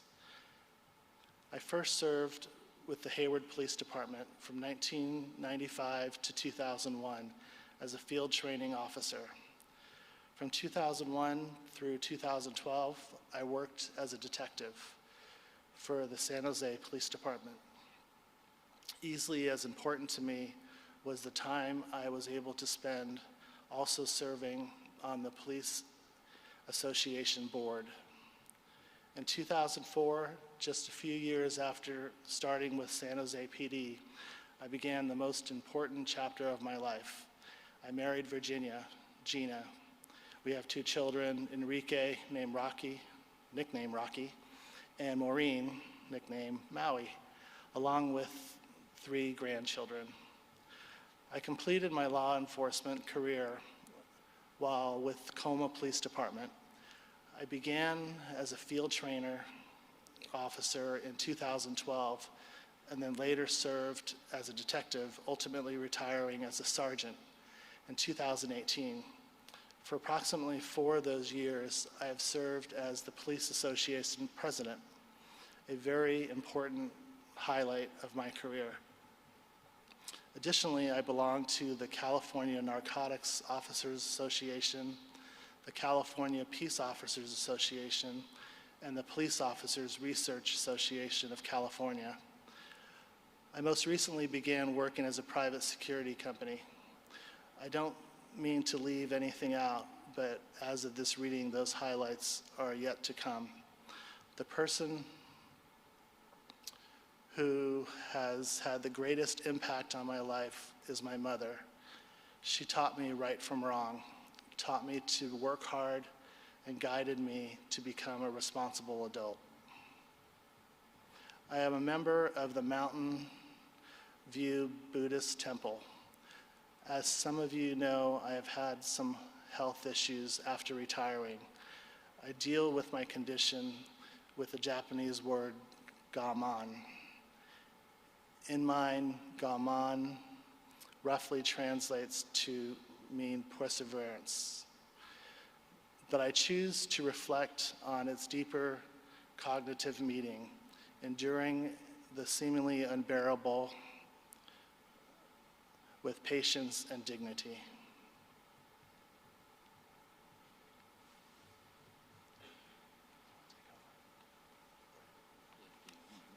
I can go. The person who had the most impact on my career was a friend and coworker. His greatest lesson was teaching me to stand up for myself. I admire and respect him as an officer, a father, and a husband. We have worked together 23 years. My favorite author is Mark Bowden. My wife knows how much I enjoy reading and bought me a tablet, but I would rather read from a printed book. The last book I read was Looming Towers. The most interesting person I've encountered, I once met at a wedding reception. The person worked in the defense industry for a large defense contractor. He told me about a project that involved plane helicopter hybrid that had been drawn up, but not be built because of the material issues. I had no idea what he was talking about until I later read the book about Nikola Tesla, who first drew this up in the 1900s. I then discovered he was talking about a tilt rotor Osprey MV-22.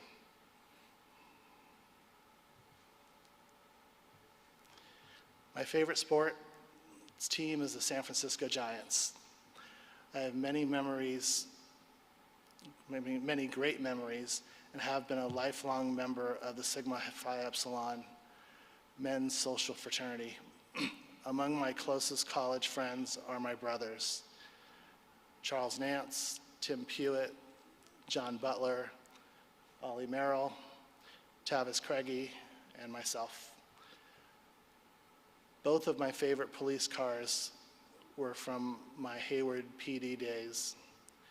These were vehicles number 301, which is a squareback 1990 Chevy Impala, and vehicle number 383, a squareback 1991 Ford Crown Victoria. I want to mention a few of my work friends: Martin Corona, Bert Rangel, Gino Goulart, Adam Jenkins, Anthony McKenna, and Kim Trask.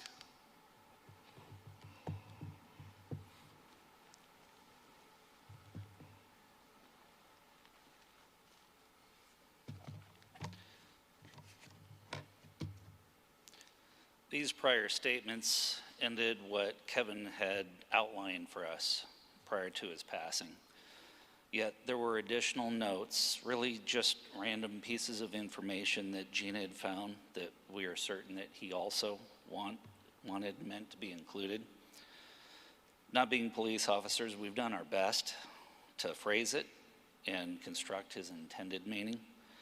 And I ask that you please forgive any potential inaccuracies in our interpretation or mispronunciations that I might make in the names of the officers that he obviously held dear.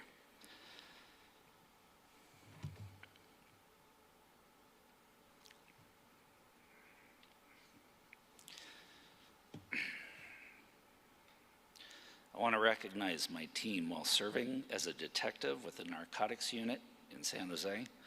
It was supervised by Tom Morales and included Jeff Stoltz, call sign Nora 1, Adam Jenkins, Nora 2, James Worth, Nora 4, and James Sitt, Nora 6. I was Nora 3, while Nora 5 was an open or unfilled beat. As part of Hayward's patrol team, I was 4 David 22, proudly serving alongside 4 Adam 34 Mike Strom, 4 Boy 71 Joe Riva, 4 Charles 82 Christine Ford, 4 David 21, which was Kenny Hedrick and his K9, 4 Edward 18 Bobby Kohler, 4 Frank Ron Ortiz and his K9, 4 George Eric Krim, 4 Henry 33 Mays Taylor, 4 Sam 17 Warren Darmstead, and 4 Sam 21 Daryl McAllister. Favorite unit, the Gang Investigations Unit, 2006 to 2008 Blue Team. Supervised by Neil Wilson and also comprised by Eric Grimes, Martin Corona, Bert Rangel, Frank Montoya, Rocky Zanato, and I.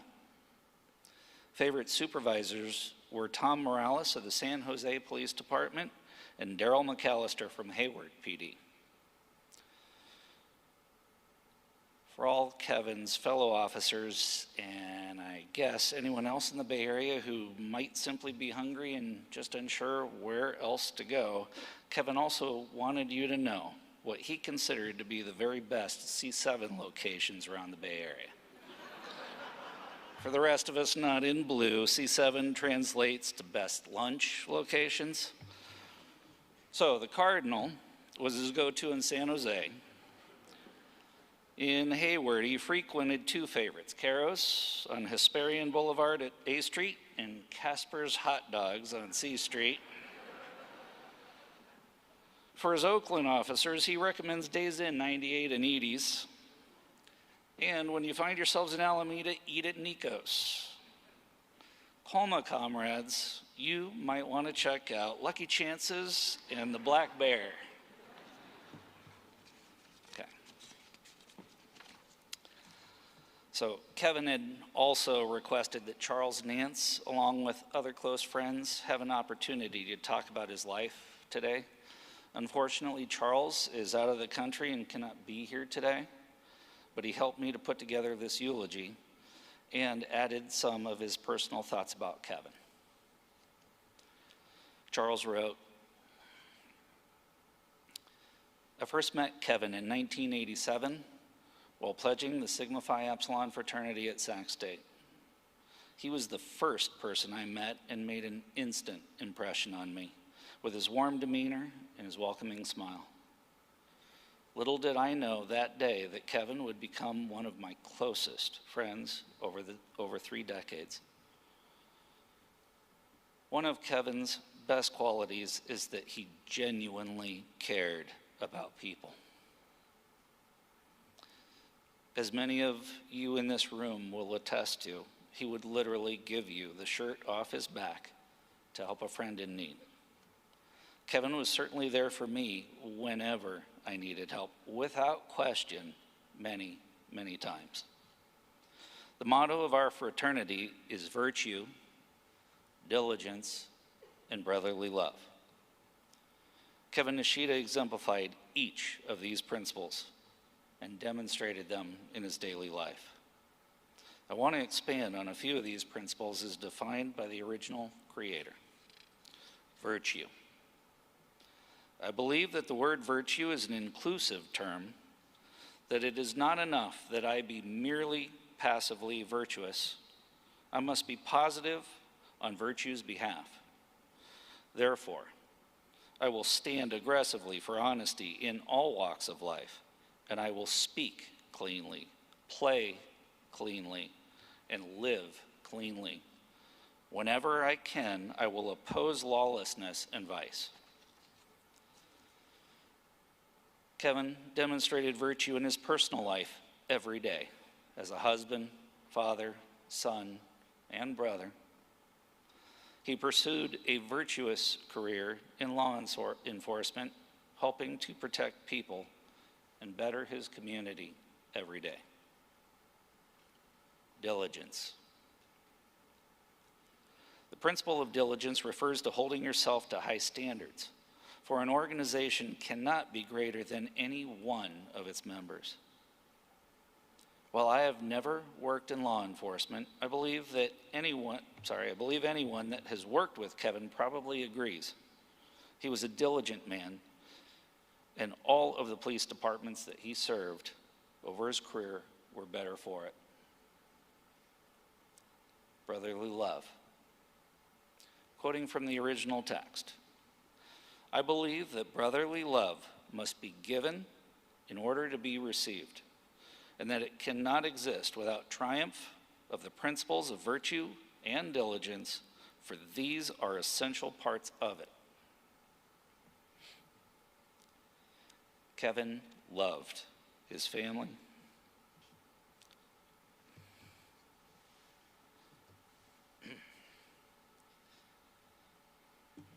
Kevin loved his family, his friends, and his coworkers. The outpouring of support we are seeing for him today was earned by his acts and deeds over the years. I will say, I truly love Kevin as a brother and a friend who can never be replaced. I have 34 years of fond memories of Kevin, which I will cherish for the rest of my life. I know Kevin's story has been told through several news outlets, both locally and nationally. My hope is that something good can come from this and illustrate the importance of vigorously prosecuting crimes, keeping dangerous people in jail, and providing the support our police officers need and deserve.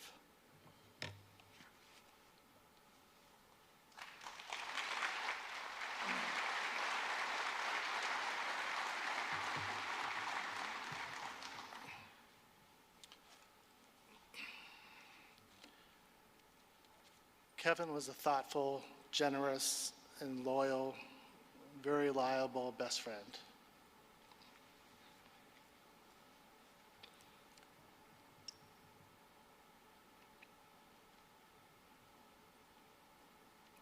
One time, I remember a fraternity brother, Charles, called him with a flat tire from Lake Tahoe. This was before any of us had AAA. Kevin jumped in his car in Sacramento, drove 2 hours, and helped him change the tire to assure his safety without hesitation. Kevin always put others before himself. Kevin and I love going to 80s concerts and baseball games. Even though I'm a Cincinnati Reds fan, he didn't miss a series versus the Giants for over 25 years. This passion for the game led me to take Kevin to spring training in Sarasota, Florida around 2007.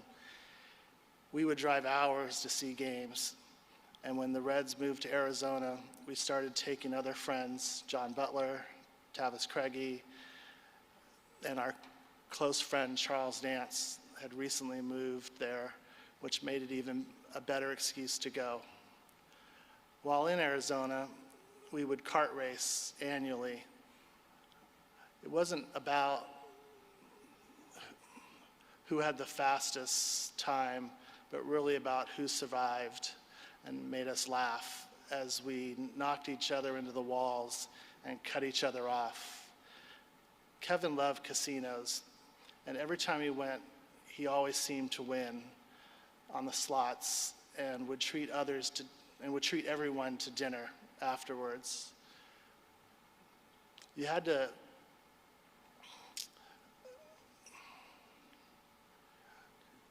to out-sneak Kevin for the check, since he would rarely let us chip in. Kevin loved Chinese food, and no matter where we went, we met up or traveled, we would always order our favorites: hot and sour soup, walnut shrimp, and house chow mein. Kevin would always order way too much. We would end up with 2 or 3 meals left over, but I always remembered that Kevin loved to snack. And he was kind of a midnight snacker, so I knew that those foods would always be well indulged. I cherished these meals with Kevin as we talked about so many subjects: work, family, friends, and where we would travel to next. One of our most memorable trips was to Cancun, where Kevin forgot to tell me that he and Gina couldn't swim. I had planned a few water activities, like floating down a river, and Kevin put on his life vest, and we went on our way. If I planned it, Kevin was game to go do it, and many times our other friends wouldn't hesitate either. This year, our highlights were whitewater rafting down the American River after winning a fraternity auction, and Kevin was situated in the middle so he wouldn't fall out. Kevin knew I loved the Dallas Cowboys and said, "We should go to a game in Dallas." I invited Tavis and his wife Melinda, and we had a great time at the JFK Memorial, Texas Rangers game, and the Cowboys versus Jaguars, where we were one of the first 10 people to walk in the stadium. He knew this brought his friends joy, which made him happy to be there. Since he retired, Kevin, Charles, and I would text daily about current events, sports, and other friends, and see what other friends were doing. Sadly, we had been texting 15 minutes before he was shot. We had just had lunch 3 days before, and catching up with him, I will never forget. Making the drive across the Bay Area for those 2 hours with him. I miss so many things about him.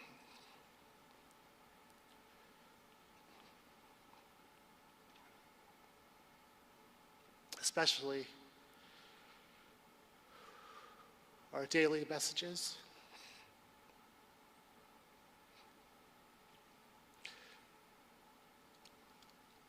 As one of our favorite fraternity drinking songs would say, "Here's to Kevin, he's a damn fine guy."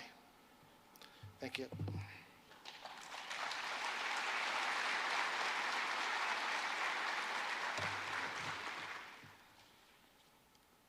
So I just had the privilege of speaking to you as Kevin and as Charles. and now I get to speak to you from my own heart.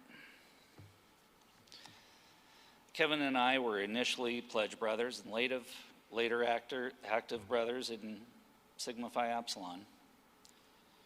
And it's my privilege to attempt to share with you the Kevin Nishita that I have known for over 35 years.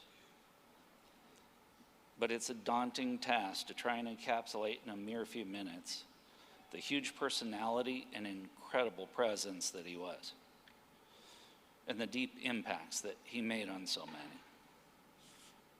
Especially because you already know that each of us was better for having shared a part of our lives with him, and that he is among the very best of us. It's been estimated that there's about 170,000 words currently used in the English language. So which select words do I choose to best convey to you the man that he has always been? Those most important to him are obvious to me. Husband to Gina, father to Rocky and Maureen, beloved brother to Colleen, Rosalind, and Sharon, son, grandfather. But the love that this man gave to and received from the majority of the remaining people in this room, what word do I offer you? Find myself back at brother. Brother, the highest compliment I believe one man can say about his fellow man. That single word that best expresses how deep their friendship, how true the bond between them, and how much one is unselfishly there for the other. Brother. It's not an exclusive term. It's just the opposite. It is, in fact, the word that I hear mentioned in nearly every remembrance of Kevin, from people that he's impacted in every facet of his life. I've heard some of the female news reporters state that he was like a big brother to them. His vigilance made them feel safe. And all the little things, the little ways that he went above and beyond caring for them, showed his love and his genuine fondness for them. Similar with those he worked these last few years with the security company itself. And perhaps most importantly, with his brothers in blue,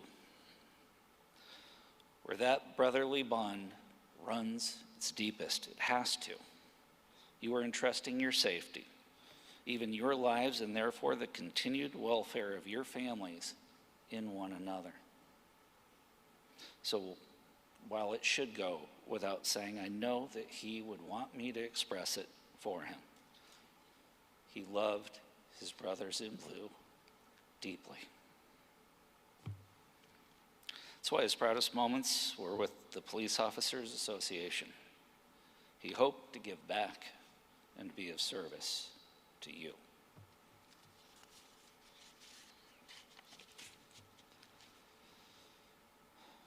See, the Kevin I knew was not likely different from the one that you knew.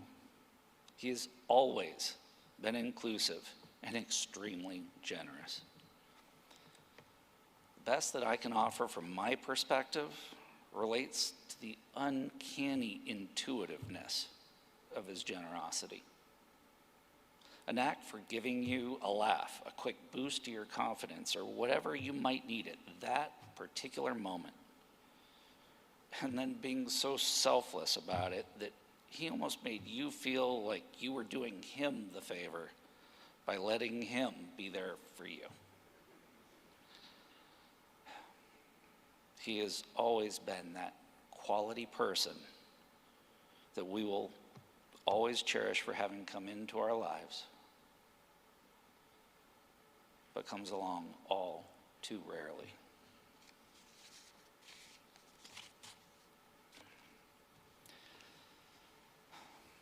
Even in his loss, It is uncanny how he's able to reach all of us right now, to still provide that which we need the most. We suddenly must face the reality that there's a void in our hearts.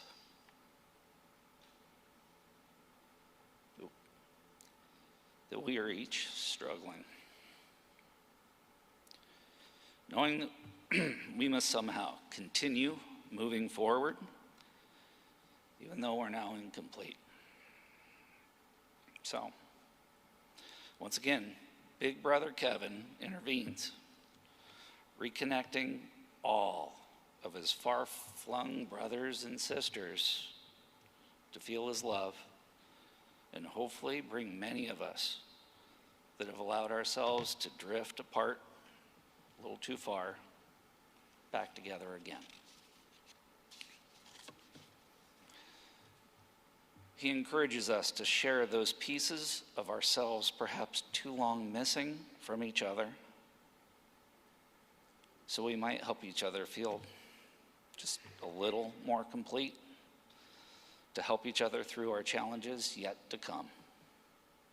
So yes, I think that single word best describes what he meant to so many of us present here today, and how we continue to love him.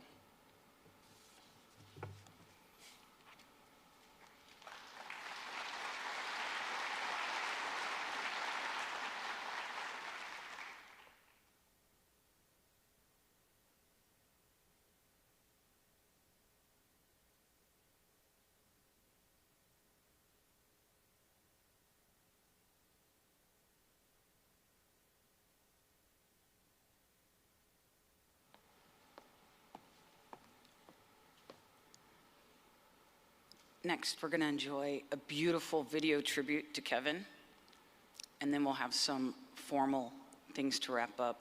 But enjoy this, and really, really hits the note on who Kevin is, if you haven't already heard from these great stories.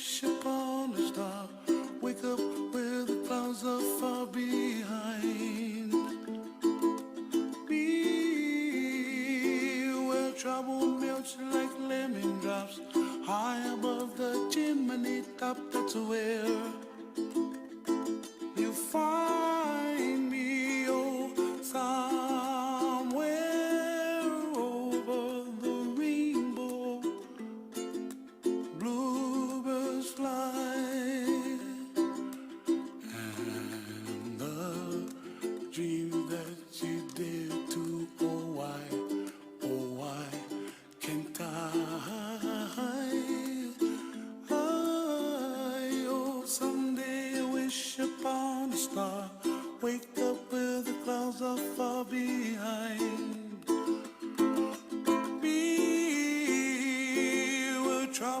drops like a lemon drops high above the chimney top. That's where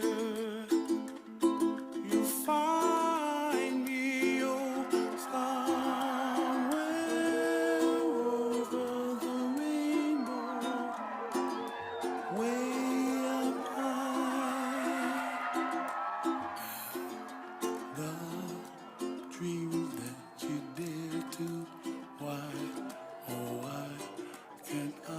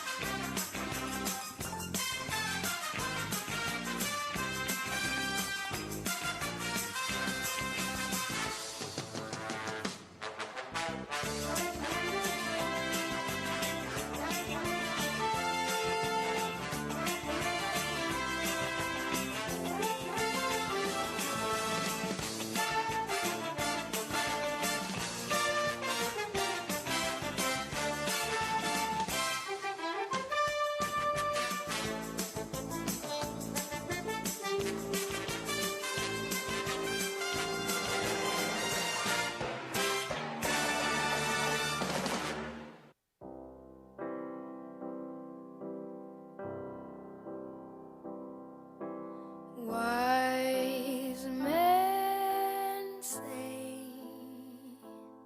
only fools rush in,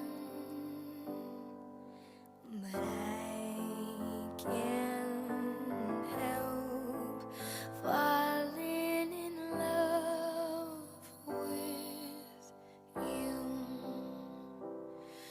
Oh, shall I stay? Would it be a sin? Oh, if I can't help falling in love with you. Like a river flows surely to the sea, darling, so it goes. Some things are meant to be. Take my hand, take my whole life too.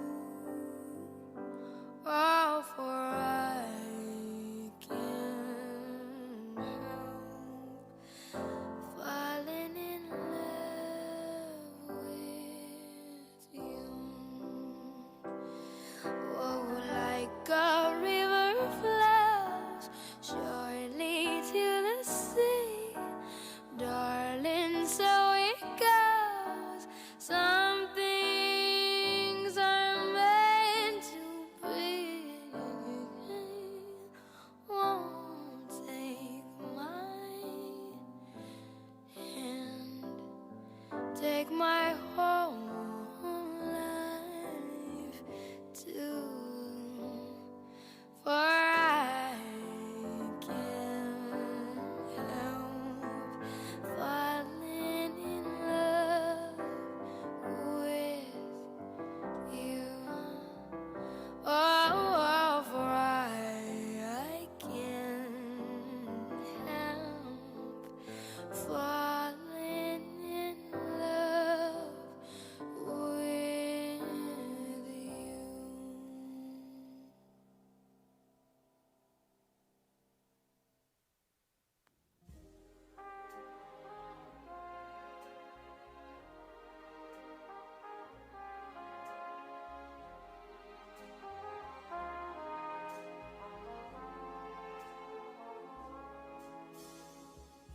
Fly me to the moon and let me play among the stars. Let me see what spring is like on Jupiter and Mars. In other words, hold my hand. In other words, darling, kiss me.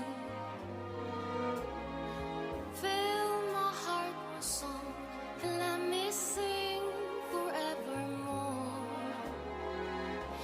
You are all I long for, all I worship and adore. In other words, please be true. In other words, I love you.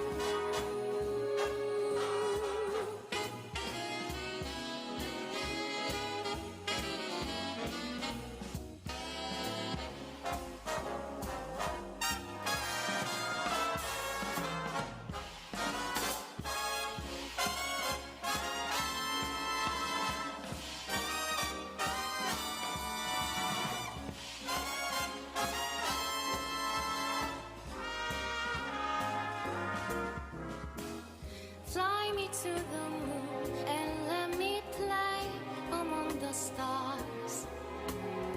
Let me see what spring is like on Jupiter and Mars.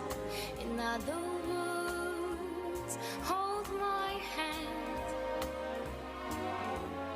In other words, darling, kiss me. Fill my heart with song and let me sing forevermore. You are all I long for, all I worship and adore. In other words, please be true. In other words, I love you.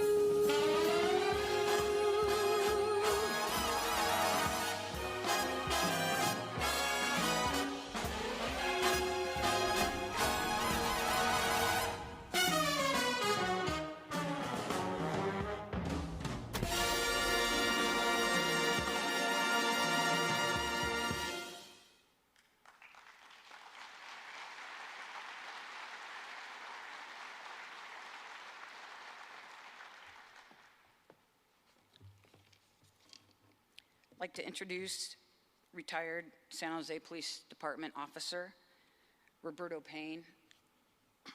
They will be doing taps, and if you can all please rise.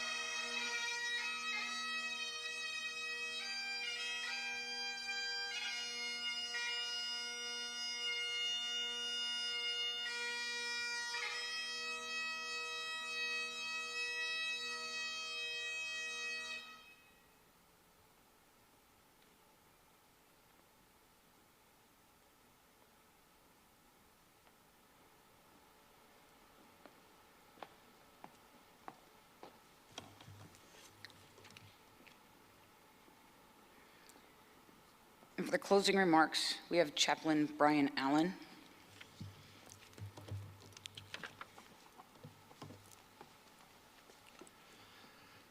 If you'll pray with me. God, we pray today that you would give us an extra dose of strength, an extra dose of encouragement, as today we grieve, we hurt,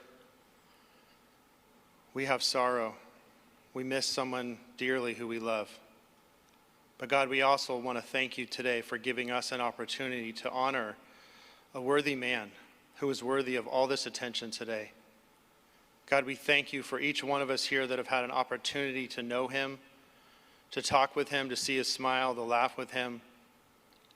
God, we just pray that as we hurt, as we have pain, that we would also stop and we would remember the things we laughed about today, the smiles that we had, the joy that we had for the interactions that we had with Kevin. And each one in here has different stories that could go on and on and on. So many laughter, so much joy. He was someone who everyone came in contact with knew that he was a good man and that he loved people. And God, we just thank you for this opportunity that we have to honor him, to stop and to treat him the way he should be treated, which is with all this respect. And God, we just thank you that we each had the opportunity to know him.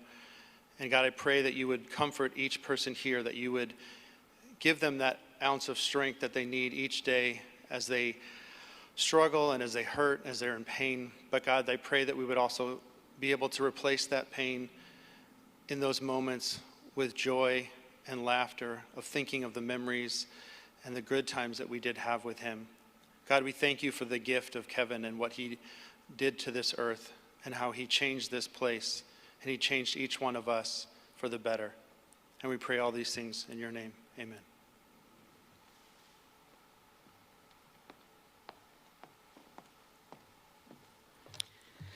Gina wanted to do a special thank you to Angela, who was doing the a cappella out front. We also want to remind everyone, please respect the family's privacy. There will not be a reception at the home, and to please give her, the family, the time they need. They will be in touch with you down the line. And for now, we're going to go ahead and we'll start with the officers, and we will have them exit first for the cordon, and then you guys will all go row by row. And we want to thank you again and appreciate everything that Kevin Nishita has brought to touch our lives. A true life toucher. Thank you.